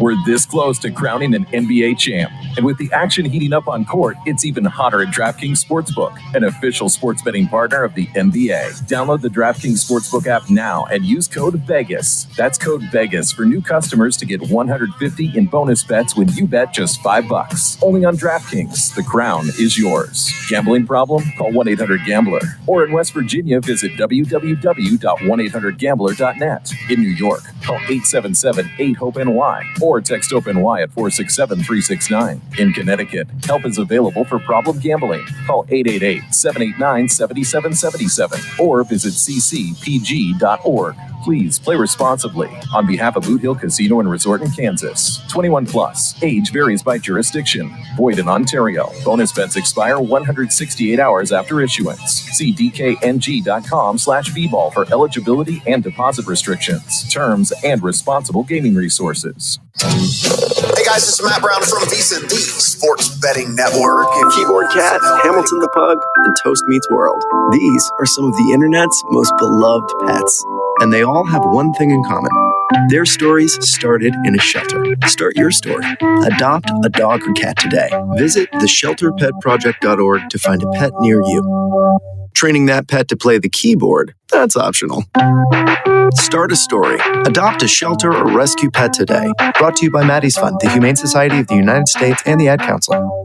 Okay, what are you wearing right now? Nothing. That's right. So mommy's going to teach you how to dress yourself. Underwear always comes first, name tag at the back, then pants, then shirt. Get the first button in the right hole or you have to start all over. Socks going first, then shoes, right on right, left on left. With shoelaces, just take the ends, cross them over, switch the loops, the rabbit goes down the hole, pull tight, and you're left with bunny ears. Got it? Why are your pants on your head? Most parenting is hard to do in just 2 minutes. But 2 minutes twice a day making sure they brush their teeth is easier, and it could help save them from a lifetime of tooth pain. Visit 2min2x.org to find out more. A message from the Partnership for Healthy Mouths, Healthy Lives, and the Ad Council. How's it going? I'm having a stroke. Are you going to shake my hand? I'm having a stroke. Wow, you're not even moving your arm. I'm having a stroke. When someone is having a stroke, they may not be able to say it with words, but their body language will tell you loud and clear. Look for FAST. F, face drooping. A, arm weakness. S, speech difficulty. T, time to call 911 immediately. Know the sudden signs. Spot a stroke fast. Visit strokeassociation.org. Brought to you by the American Stroke Association and the Ad Council. The Storks are bringing me a baby brother. We can do this together. All right, let's go. Storks know how to keep kids safe. Do you? What? Oh my gosh, you don't know. I know. You don't. Oh man, you laugh when you're uncomfortable. No. Making sure your child is in the right car seat is one of the steps to safer travel. I will rock this. You will rock this. To know for sure that your child is in the right car seat for their age and size, visit safercar.gov/the right seat. Cool. Very cool. Brought to you by the National Highway Traffic Safety Administration and the Ad Council. It may be hard to believe, but people just like you are already saving money. Feedthepig.org makes it easy. Their simple savings plan teaches you how to start saving. without going overboard. So you don't need to start foraging wild berries. I was skeptical, but these are actually pretty good. You don't need to sell your soul to the devil. $15 is the best I can do. You just need feedthepig.org. Don't get left behind. Get tips and tools at feedthepig.org. Brought to you by the American Institute of CPAs and the Ad Council. Welcome to Calvin's Barbershop. You all got to see this. I don't even want to know what you're looking at on that phone. Well, you should. I was learning about the dangers of high blood pressure and that we need to get ours checked regularly. High blood pressure can increase the risk of heart attack or stroke, but this text program can help keep it at a healthy range. Just text Barbershop to 97779 to sign up. I'll get right on it as soon as I'm done with this baby panda video. Text Barbershop to 97779. A message from the American Heart Association and the Ad Council. You're listening to Western Reserve Radio at westernreserveradio.com on the Live 365 network and the Live 365 app. Sports Betting Network. Act now and save big. For a limited time here at VSiN, you can get our annual VSiN Pro subscription for $199. It's usually $240 a year. Now you can subscribe at this discounted price. And when you do so today, we're throwing in an extra month for free. That's 13 months of VSiN Pro for less than 50 cents a day. With VSiN Pro, you'll gain instant access to our daily best bets, real-time betting splits, exclusive betting systems, premium analysis, and 24/7 video content. Don't miss out. This offer will not last long. Head to vsin.com/subscribe and use our promo code Lombardi to claim your discount and bonus month. vsin.com/subscribe, promo code Lombardi.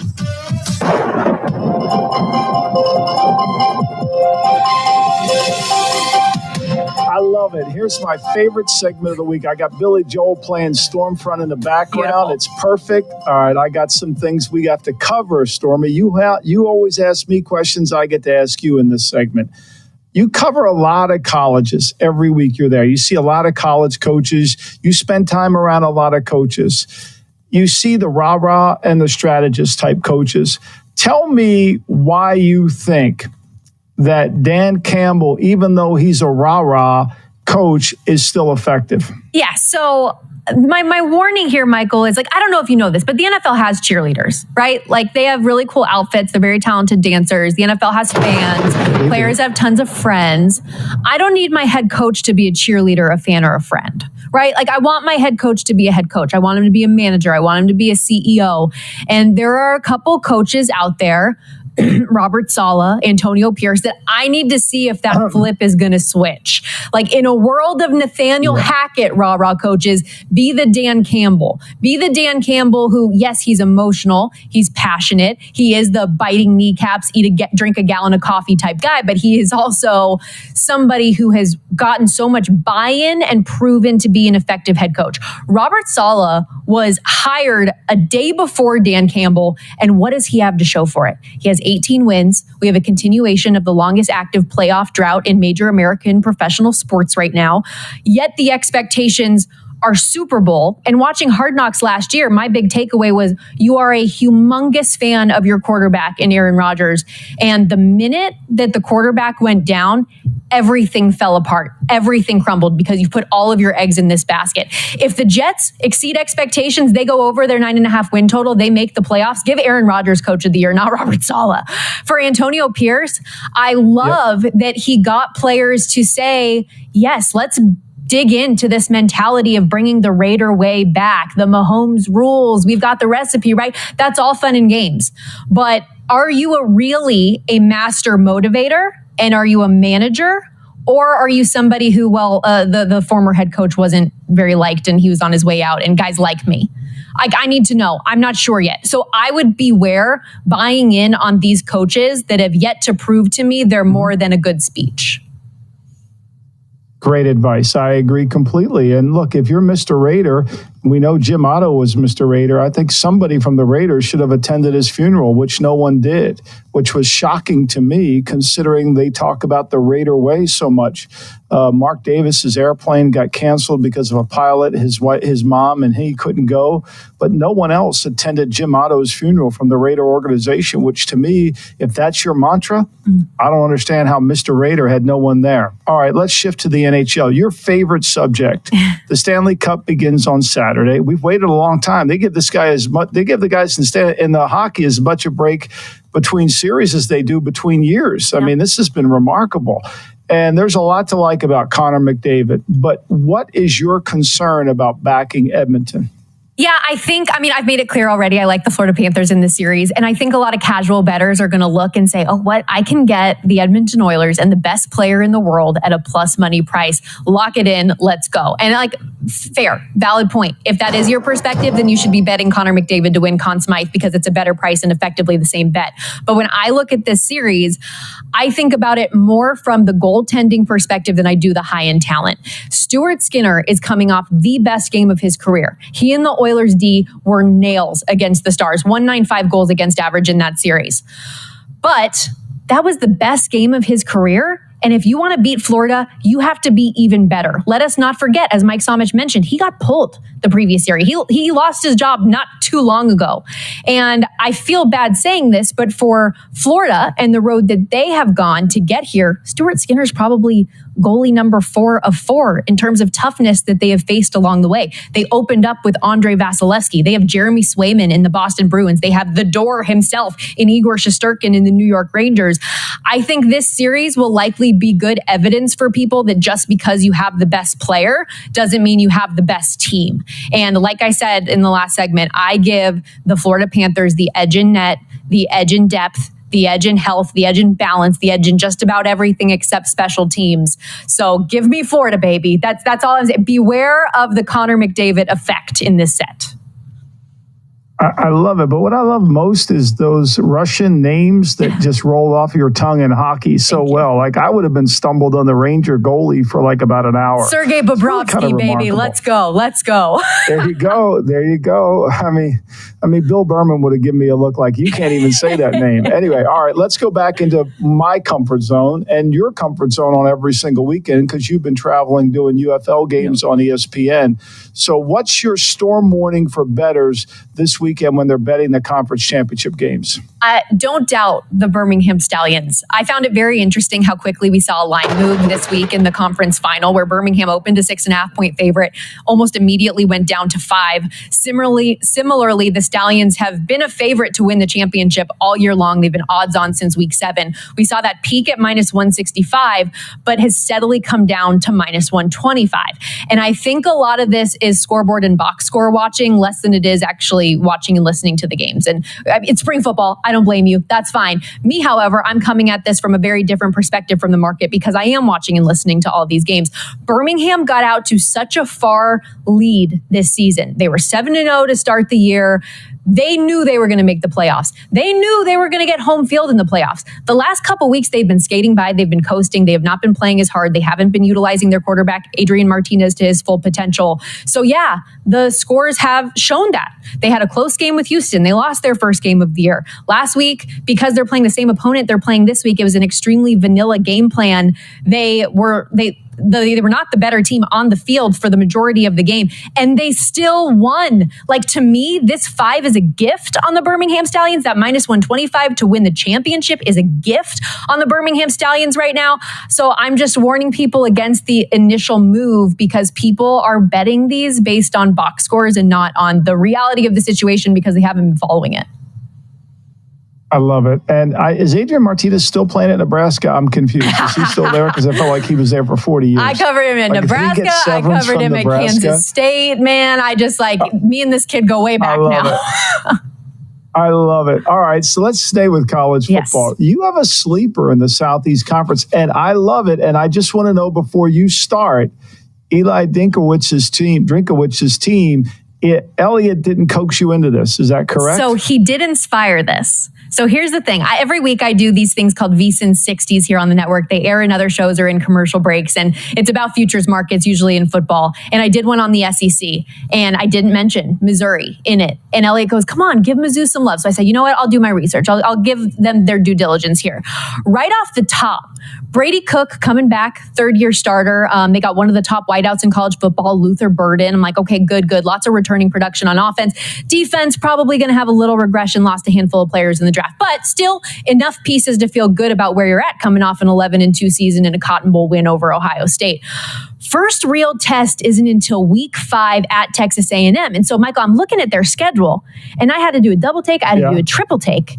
This thing is so set up for them to potentially make an SEC title game. It's more about who they don't play in the conference than who they do. They avoid Georgia. They avoid Texas. They avoid Ole Miss. They avoid LSU, Tennessee. They have a realistic chance of being 7-0 when they roll into Tuscaloosa on October 26th, where, and I love Kalen DeBoer, this ain't your Nick Saban Alabama anymore. So 2 of their toughest road games at A&M and at Alabama, you're facing new head coaches. They win that game, they're 8-0. They're top 3 in the country. Final 4 games after that. I love it. OU at South Carolina, at Mississippi State, Arkansas at home. Extremely manageable. You know, Georgia and Texas face each other.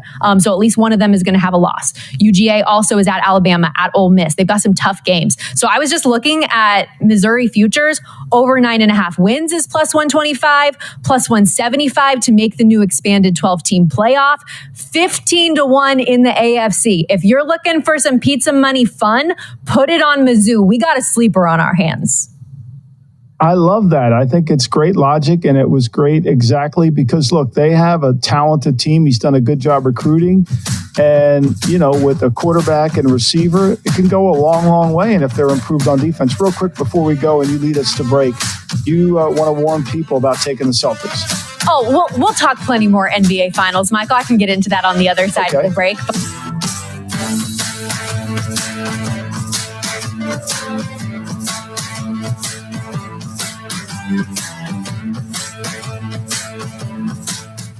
Is switching your wireless service to Total by Verizon easy? Totalmente. Now you can get 50% off any unlimited data phone plan. That's one line for only $25 a month, and you keep the phone you love. Hurry, this is a limited time offer. So find a store or switch suavemente at totalbyverizon.com. Offer ends July 31st, 2024. Promo subject to cancellation after 12 months. Available exclusively online and in Total by Verizon stores. Requires a compatible unlocked device and SIM. See totalbyverizon.com for device compatibility and additional details. Taxes and fees may apply. It's one thing falling in love with a house, picturing yourself moving in and calling it home, and quite another navigating the world of price negotiating, mortgage lenders, and finding the budget that works best for you. An agent who's a Realtor can make understanding that world easier. Realtors have the expertise, access to proprietary data, and tools to help you get from imagining living somewhere to actually doing it. That's the kind of help we can provide, because that's who we are. Realtors are members of the National Association of Realtors. God bless football, Billy Gill. God bless football, Stugotz. I spend a lot of time in the backyard, and I'm the center of attention at summer barbecues. In '96, I made some of the tastiest s'mores. And in '09, it was me, your backyard fire pit, that accidentally started a wildfire when a summer breeze carried one of my embers into some dry brush. Spark a change, not a wildfire. Visit SmokeyBear.com. Brought to you by the U.S. Forest Service, your state forester, and the Ad Council. Only you can prevent wildfires. Hope you enjoyed your meal. And I just want to say, he's lucky to have a brother like you. Lucky? Caring for my brother is far from easy. But he's a part of me, like my arms and legs, so I'll be his. No time for tired. Nothing can disable this love. He needs me, but I'm the lucky one, even though I need help now and then. If you're caring for a loved one, visit aarp.org/caregiving for care guides and community support for your strength. Brought to you by AARP and the Ad Council. What if I told you that a tornado was going to happen tomorrow, right where you live? That it would touch down at exactly 3:17 p.m., and I told you the exact path it would take. You would, of course, prepare. You would talk with your loved ones, and you'd make a plan today. It's true, I can't tell you a tornado will strike tomorrow, but shouldn't you have a plan anyway? Go to ready.gov/communicate and make your emergency plan today. Don't wait. Communicate. Brought to you by FEMA and the Ad Council. This is Mario Andretti. You know me as a race car driver, but I'm also a Meals on Wheels volunteer. I've raced against the sport's biggest personalities, but I've never met more vibrant, amazing people than the seniors served by Meals on Wheels. You can make a difference by dropping off a hot meal and saying a quick hello. So, America, let's do lunch. Volunteer your lunch break at americaletsdolunch.org. This message brought to you by Meals on Wheels America and the Ad Council. During the fall and winter, grilling season never ends, and Gessler Propane is your local supplier that makes sure you get your hard-earned money's worth. Why go to gas exchanges to pay higher prices for tanks not filled to capacity? Gessler Propane makes sure you're prepared for year-round grilling with 100% filled tanks at a reasonable cost. See Bob Monday through Friday, 10 to 4, and Saturday, 9 to 3 at Gessler Propane, 702 Youngstown Poland Road, Struthers, or call 330-755-9119. Gessler Propane. They got gas.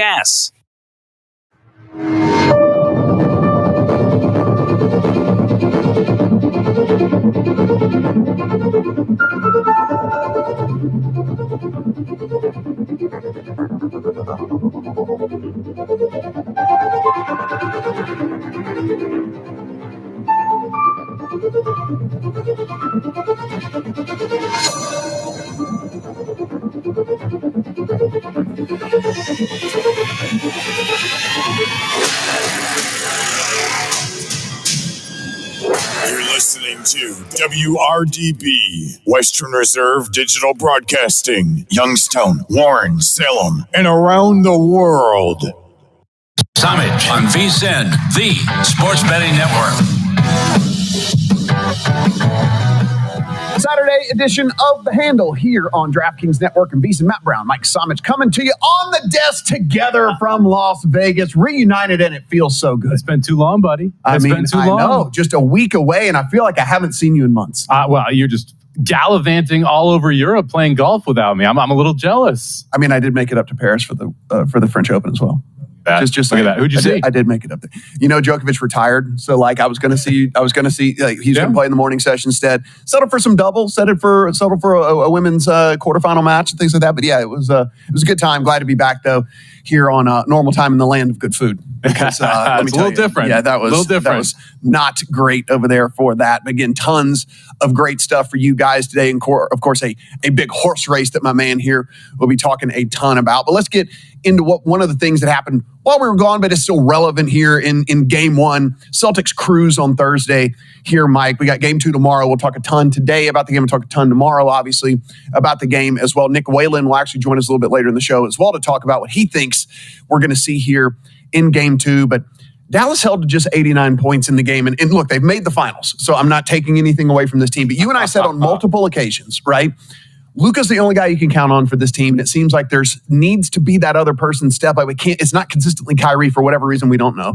And then what is going to be the real number 2 for this team? And then you go back and you look, no better case for one of these things that we kept saying over and over again than this game right here. You get the Luka game. You get the Luka game just about every single time he steps on the court, and you get nothing else from anybody else. Well, you didn't get the full Luka game. And I think that's a big part of it here. Luka ends up with just 1 assist and one of its lowest total ever in a playoff game. But when you look at that, that's kind of on the other guys as well. They've got to make shots for him to be able to get assists. He ends up with 30 and 10, but I didn't think played all that great. I was impressed with what Boston was able to do on defense. They looked like they caused a lot of trouble for Kyrie as well as the role players, and able to force the ball out of Luka's hands early. So there had to be a secondary facilitator to be able to get to those open shots for the Mavs. If I'm Dallas, though, I'm not leaving this game like we don't have a chance. We've got to make some adjustments offensively, figure out how to get more corner threes, just 1 for 3 on corner threes, something that they were averaging close to 9 corner threes during the playoffs. That one make in the corner 3 was late in trash time as well. So they've got to figure out how to get that going. But for everything that happened, everything that went poorly for Dallas, this was an 8-point game in the third quarter when they made a run. They just couldn't sustain that rally. They can't allow themselves to get down big to this Boston team, specifically in Boston, and they've got to have those role players step up. Luka makes 4 of the team's 7 threes. They're just 7 for 27 from 3. They're going to need the PJ Washington. They're going to need the Derek Jones Jr. They're going to need Gafford and Lively to be effective on the inside to be able to be competitive in the series. Yeah, I kind of take a little bit of the opposite side of this. I mean, I think you look and you go, man, Tatum kind of had a trash game, and we still got housed. You know, I mean, you look at this, and you get the return of Kristaps Porzingis. Porzingis goes out, gets 20 points in limited minutes, looks really, really good. You have to think they probably extend his minutes a little bit more in this one as well. I doubt he's going to score a point a minute, you know, while he's out there. But, you know, look, maybe he can if they keep him in this kind of 22 to 23 minute ish range. We saw 21 minutes out of him in this game, 20 points for him. And you start to think about how much we liked Boston anyway in a bunch of matchups. And Porzingis wasn't even a factor, right? Like he wasn't playing, so we never even talked about him. And then now you have to handicap this team going, oh, it's Tatum and it's Brown and sometimes it's White. And you're getting this weird renaissance from Horford here in the playoffs. And then, oh, now let's add in Kristaps Porzingis as well. And Porzingis on the defensive end, too, was phenomenal. One of the best rim protectors in the NBA. You kind of forget he's 7'2" sometimes, and that he's able to stop so many plays at the rim. He looked great.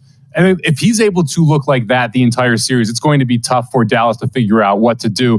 To me, this was the defense from Boston, though. That's what I was really impressed with. If they can come with this defensive performance consistently, game in and game out, then Dallas is going to have to figure out how to adjust quickly to be able to stay in this series. But we've also seen Boston do this before, where they play very well in game one and then lay an egg in game two. I want to see them come out and do this in game two because, look, let's say that Dallas somehow wins a close game in game two. All of a sudden, all the momentum's on Dallas's side. They have home court advantage back. I'm surprised we've seen this line tick up from that 6.5 in game one up to 7 here. I was expecting a little bit more Mavs money. I'd be surprised if we don't go off around that 6.5, 6 number. Right now, 7 in favor of Boston, 214.5 is your total there in that one. Over in Major League Baseball, injuries really over the last couple of days here, Mike. Alek Manoah is going to need elbow surgery. He's going to be done. Corey Seager out with a hamstring injury with the Texas team that really needs him to be there as they continue to kind of fight through a lull that's going on. Kyle Tucker, 19 homers on the season for a struggling Astros team. He hits the IL with a shin contusion, and then all Yankees fans, deep breath and a sigh of relief as Juan Soto does get good news. Just inflammation in his forearm, no structural damage. Everybody was on pins and needles. Jason Dominguez, as you guys know, huge prospect for them, got removed from his minor league game. They were thinking, oh no, this means something's really bad with Soto. Comes to find out, not the case at all. It wasn't correlated, and it looks like Soto has avoided, at least dodged a bullet this time. I'm glad you mentioned Dominguez. He is raking in the minors, too. He looks like he is ready to come up. He was a highly touted 18-year-old when he originally hit the minor leagues. You didn't expect it to be Soto. You thought it would be Judge at some point that you'd have to worry about, but not Soto. Obviously, Yankees get good news. The Kyle Tucker one. That's brutal. I mean, he was the one who was hitting for this Astros team. He was the consistent player. He was starting to get love in the AL MVP market. Now he's going on the IL. Doesn't seem like it's going to be months, which is the positive here for Houston. But Houston doesn't really even have weeks to struggle. They put themselves behind the 8 ball inside that division. They need Tucker back as soon as possible. Over in the French Open, we already have a champion on the women's side, Iga Swiatek. 3rd straight French Open title this morning, getting it done. Her 4th overall French title, easy 6-2, 6-1 over Justine Paolini. Iga is just the queen of clay right now. We have Nadal as the king of clay. We have a very, very young Iga Swiatek who looks almost unstoppable on clay. We might be comparing her to Nadal when it's all said and done as to who the true king/queen of all kings and queens is when it comes to clay. It's going to be interesting to see how many majors she can win because she is on pace right now in that Serena Williams level as a very young player. We'll see if she can consistently keep that up, but having the dominance on clay should be a huge attribute to her if she wants to really rack up those titles. Really only one scare the whole tournament. Yeah, she had one match where she was in trouble. She was able to pull herself out of it. Naomi Osaka, and listen, Osaka, she faced Osaka very early in the tournament because Osaka had been out so long. Osaka would normally be a much higher seed, and they would meet much later in the tournament. But it was just the way that the draw played out. But she was able to persevere and get it done. And then just dominated late in this tournament. Just absolutely no doubter once we got to the quarters on. So phenomenal effort there. On the men's side, we get to see Alcaraz in the finals again. I'm a little upset it's not Ruud there because I had a 12-1 Ruud ticket, but it broke pretty well for him. I can't complain that much. Ends up going down in 4 sets. Alcaraz is one of those players I love to watch. He's just so electric. He's another guy, young Spanish guy who's just been phenomenal on clay. Excited to see what he can do here, Roland Garros. Yeah, he is a -265 favorite over Alexander Zverev. But as we do each and every Saturday and Sunday here on The Handle, we got 5 things we're looking forward to betting. All right, classic. High five. It's time for the Handle's High Five. High five. All right. Number 1. Some of y'all might be excited about betting this. I'm not. Oh, come on. All my futures are dead. Oh, once the futures go, then it's gone. That's all the more reason to be excited on betting on this. All the futures are dead. All the futures are done. Take my RIP, pour a little bit out for all the futures tickets that I had. Dallas Stars out the window. Frustrating. LGR out the window. Yeah. all things said in Oilers and Panthers. Nick Alberga is going to join us a little bit later to talk more about this. And, of course, Mike will give his thoughts here on Oilers and Panthers as we head into game one as we sit. Currently right now, minus 148 for the Panthers at home, plus 124 for the Oilers. Yeah, been all Panthers money since this opened up. We saw the series open at minus 125. That's out to minus 135, minus 140 in places. We saw game one open up at minus 130. We're up to minus 148.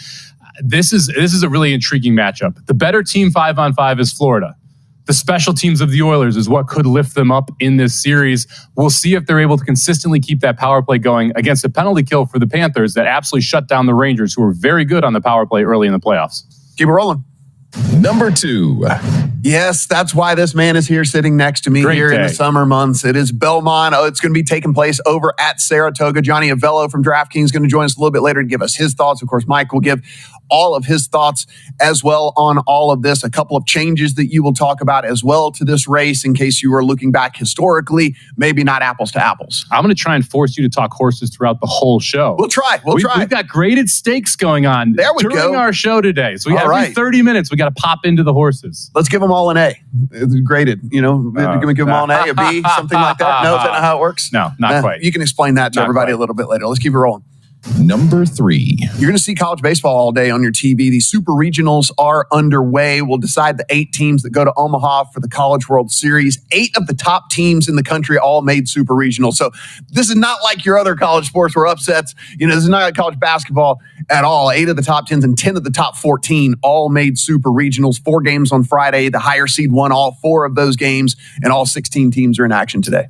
Omaha College World Series, one of the most underrated sporting events. It really is. It's super fun, tailgating, all kinds of stuff going on. And again, everyone's out there. Even when their teams get eliminated, they stay and hang out and party. Let's keep it rolling.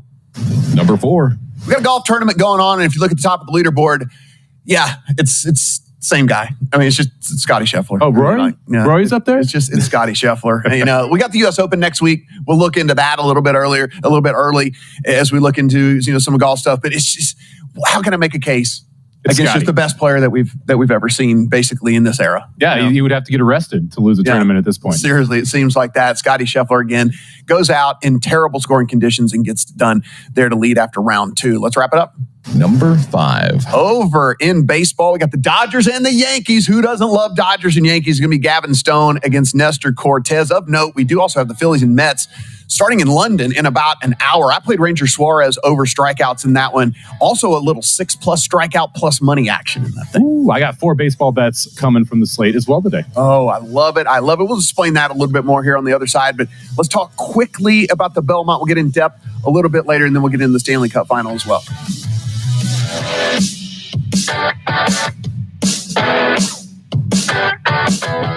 We're this close to crowning an NBA champ. And with the action heating up on court, it's even hotter at DraftKings Sportsbook, an official sports betting partner of the NBA. Download the DraftKings Sportsbook app now and use code VEGAS. That's code VEGAS for new customers to get $150 in bonus bets when you bet just $5. Only on DraftKings. The crown is yours. Gambling problem? Call 1-800-GAMBLER. Or in West Virginia, visit www.1800gambler.net. In New York, call 877-8-HOPE-NY or text HOPE-NY at 467-369. In Connecticut, help is available for problem gambling. Call 888-789-7777 or visit ccpg.org. Please play responsibly. On behalf of Boot Hill Casino and Resort in Kansas. 21 plus. Age varies by jurisdiction. Void in Ontario. Bonus bets expire 168 hours after issuance. See dkng.com/bball for eligibility and deposit restrictions, terms, and responsible gaming resources. I have diabetes. I'm at risk for pneumococcal pneumonia. I have asthma. I'm at risk too. If you're 19 or older with chronic conditions like asthma, diabetes, COPD, or heart disease, or are 65 or older, you are at increased risk for pneumococcal pneumonia. Ask your doctor or pharmacist about Prevnar 20, pneumococcal 20-valent conjugate vaccine, a Pfizer vaccine that can help protect you against pneumococcal pneumonia in just 1 dose. Even if you've already been vaccinated with other pneumonia vaccines, Prevnar 20 may help provide added protection. Prevnar 20 is approved for adults to help prevent infections from from 20 strains of the bacteria that cause pneumococcal pneumonia. Continued approval may depend on a supportive study. Don't get Prevnar 20 if you've had a severe allergic reaction to the vaccine or its ingredients. Adults with weakened immune systems may have a lower response to the vaccine. Side effects include pain and swelling at the injection site, fatigue, headache, muscle, and joint pain. For full prescribing information, please call 1-855-213-2138 or visit Prevnar20.com. Welcome to Nothing Personal. I'm David Sampson. Thank you for joining us on the DraftKings Network. On my podcast, I'm dedicated to giving you the truth about sports. I was a president of a Major League Baseball team for 18 years. Step inside the front office.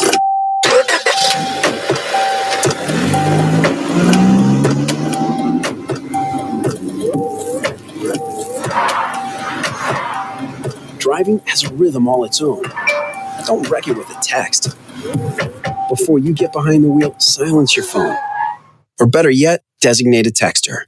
For more text-free driving tips, visit stoptextstoprex.org. Brought to you by the Ad Council and the National Highway Traffic Safety Administration. The Mahoning Valley's leader for golf, Milk Creek Golf Course, is now booking tee times for 2024. We offer stay and play opportunities available with 9 area hotel partners. For more information, visit our website at millcreekmetroparks.org. Also, look for new, exciting opportunities coming soon, including an indoor player development center with Trackman, an indoor Callaway Club Fitting Center, and an Odyssey Fitting Studio in 2024. Follow us on Facebook at Milk Creek Golf Course or call 330-740-7112. This is Everett Fitzhugh, the radio voice of the NHL Seattle Kraken, and when I want to catch up with Youngstown sports, I tune in to Western Reserve Radio, WRDB, The Scourge.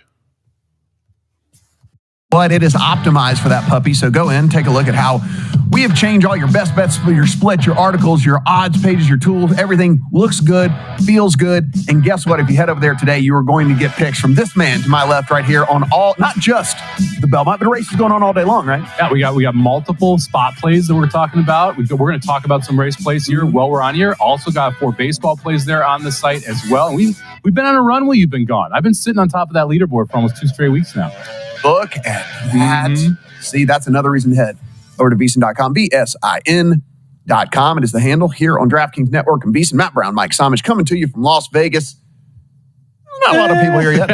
It'll get busier. It'll get busier. Not a lot of people, taking in the action, early action here, but it'll fill in. It'll fill in. It's busier than last week. We'll put it that way. It'll fill in throughout the course of the day. But let's do just a quick Belmont. You're going to give us a ton of Belmont stuff. And, I want to do kind of what we did over the course of the show. You said we're going to talk some horse racing at least every segment. We probably will, because I do want to at least do what we did with the Kentucky Derby, give every horse in the race its time for you to kind of at least give a little bit of thought here. And we can start with the one horse, which is Seize the Gray, about 8-1 as we sit right now in the morning line. We're gonna set it up first, man. Yeah. So this is the Belmont Stakes. Now, generally, the Belmont Stakes, called the Test of the Champion, run at 1.5 miles over Belmont's racetrack. Now, Belmont is the longest course in America, 1.5 miles around. Saratoga, a much shorter course, and we're at Saratoga today because Belmont's under construction. So Saratoga only 1.1 miles around, but they're going to put the gate all the way back in the stretch, so it's going to be 1.25 miles race, so the same distance as the Kentucky Derby. Because of that, we've got 10 horses here. If we were going 1.5 miles, I don't think we'd have 10. It also means we've got a lot of really interesting storylines, starting with the one, Seize the Gray, your Preakness winner, won 3 weeks ago at Pimlico, going 1 mile and 3/16, was able to go gate to wire in that race, really had everything set up his own way. Really interesting horse if you think he's going to get that same trip. That's the key to me with Seize the Gray. Do you think he's going to get that lone lead again? I don't necessarily believe that. But this is also one of the better stories in horse racing as well. So owned by My Racehorse, which is a micro share horse racing group. So you can buy in for Seize the Gray when he was offered for $112. You could have been an owner and won the Preakness. So there'll be a lot of people rooting for the Belmont through the My Racehorse group. This is Dwayne Lucas horse here. So let's talk about, you say, needing that trip. What is the ideal trip for Seize the Gray for people who want to back Seize the Gray today? He wants to go gate to wire. He wants to go right out to the lead, be able to take it to these horses, get comfortable up front. He's not as talented as multiple horses in this field. But with the trip, he can be just as good on any given day. And that's the key for him, is can he get out front? Now, you've got quite a bit of speed signed on today. So I do think we're going to see a faster pace. That's not a great thing for Seize the Gray. The 1.25 miles, though, makes you like him a little bit better than this. Would this be the full length of the race? I don't think he'd be here if it were 1.5 miles. Okay. His trainer, Dwayne Lucas, mentioned 1.25 miles is pushing it. That's one of the reasons why on Kentucky Derby Day, he ran in the Pat Day Mile and never even considered going to the Kentucky Derby, wasn't going through those preps because that was a mile race, not the 1.25 mile Kentucky Derby. 3/16 was really as far as he wants to go. And being on the lead for a racehorse kind of feels like a shorter distance for them because they get comfortable early, they get relaxed, and then they have more energy left later, especially if there's no one around them because they're just out there galloping, having a good time. He's going to have horses around him today. As we set this up, we talked a ton about the 20-horse field in the Kentucky Derby, much, much smaller field as we head to the Preakness, now at the Belmont with 10 horses. We don't care about post positions as much here. We don't really care about that, or do we? We do care, but it's not nearly as important for two reasons. First off, there's 10 horses, not 20. With 20, anything can happen. Yeah, it can get wild, right? The other part of this is because we're at Saratoga going 1.25 miles, and I mentioned the starting gate is going to be all the way at the front end of the stretch. You have over 2 furlongs, over 1/2 mile to be able to get to that first turn. Plenty of time to sort yourself out on where you want to be. So there shouldn't be any horses that are struggling to get to the point they want to be in that first turn. You should have everybody situated easily. Now, that doesn't mean we couldn't see multiple horses go for the lead, right? Which is what I expect to see, which I think is going to push the pace a little bit. Good deal. Because I know there's probably a lot of people who are sitting there going, well, how come I'm not hearing about, well, this one drew the 8 or this one drew the whatever. Why are we not worried about that? But in a 10-horse field and in the length of this race, you're kind of like, a little bit. I'll at least, maybe it's a tiebreaker or something for you. Yeah, it is. I mean, it matters a little bit from again the pace perspective. Like the 1 Sees the Gray wants to go. The 10 Mindframe has a ton of early speed. Well, they're inside and outside. Their options are much less limited from the inside post and the outside post. Sees the Gray has to go. Gotcha. Because if someone gets in front of him, all of a sudden he can't make the lead, right? And Mindframe, he doesn't want to be hung 4 or 5 wide on that first turn, which means he's going to use energy right out of the gate. So from a post position perspective, the thing that matters the most is how it sets up the early pace, not necessarily will you get a good position heading into the turn, or are you going to get crushed by the wave of horses on the outside. Those things that you worry about in the Derby aren't really relevant here. Preview of every single horse that, of course, Sees the Gray, the one horse. We got 9 more to talk about here over the course of the program. But let's shift to hockey over there. Stanley Cup finals get going. As we talked about in segment 1, is minus 148, just in a singular game, not for the series. 148 in favor of the Panthers, plus 124 Oilers on the road. We're sitting 5.5 as our total. It is slightly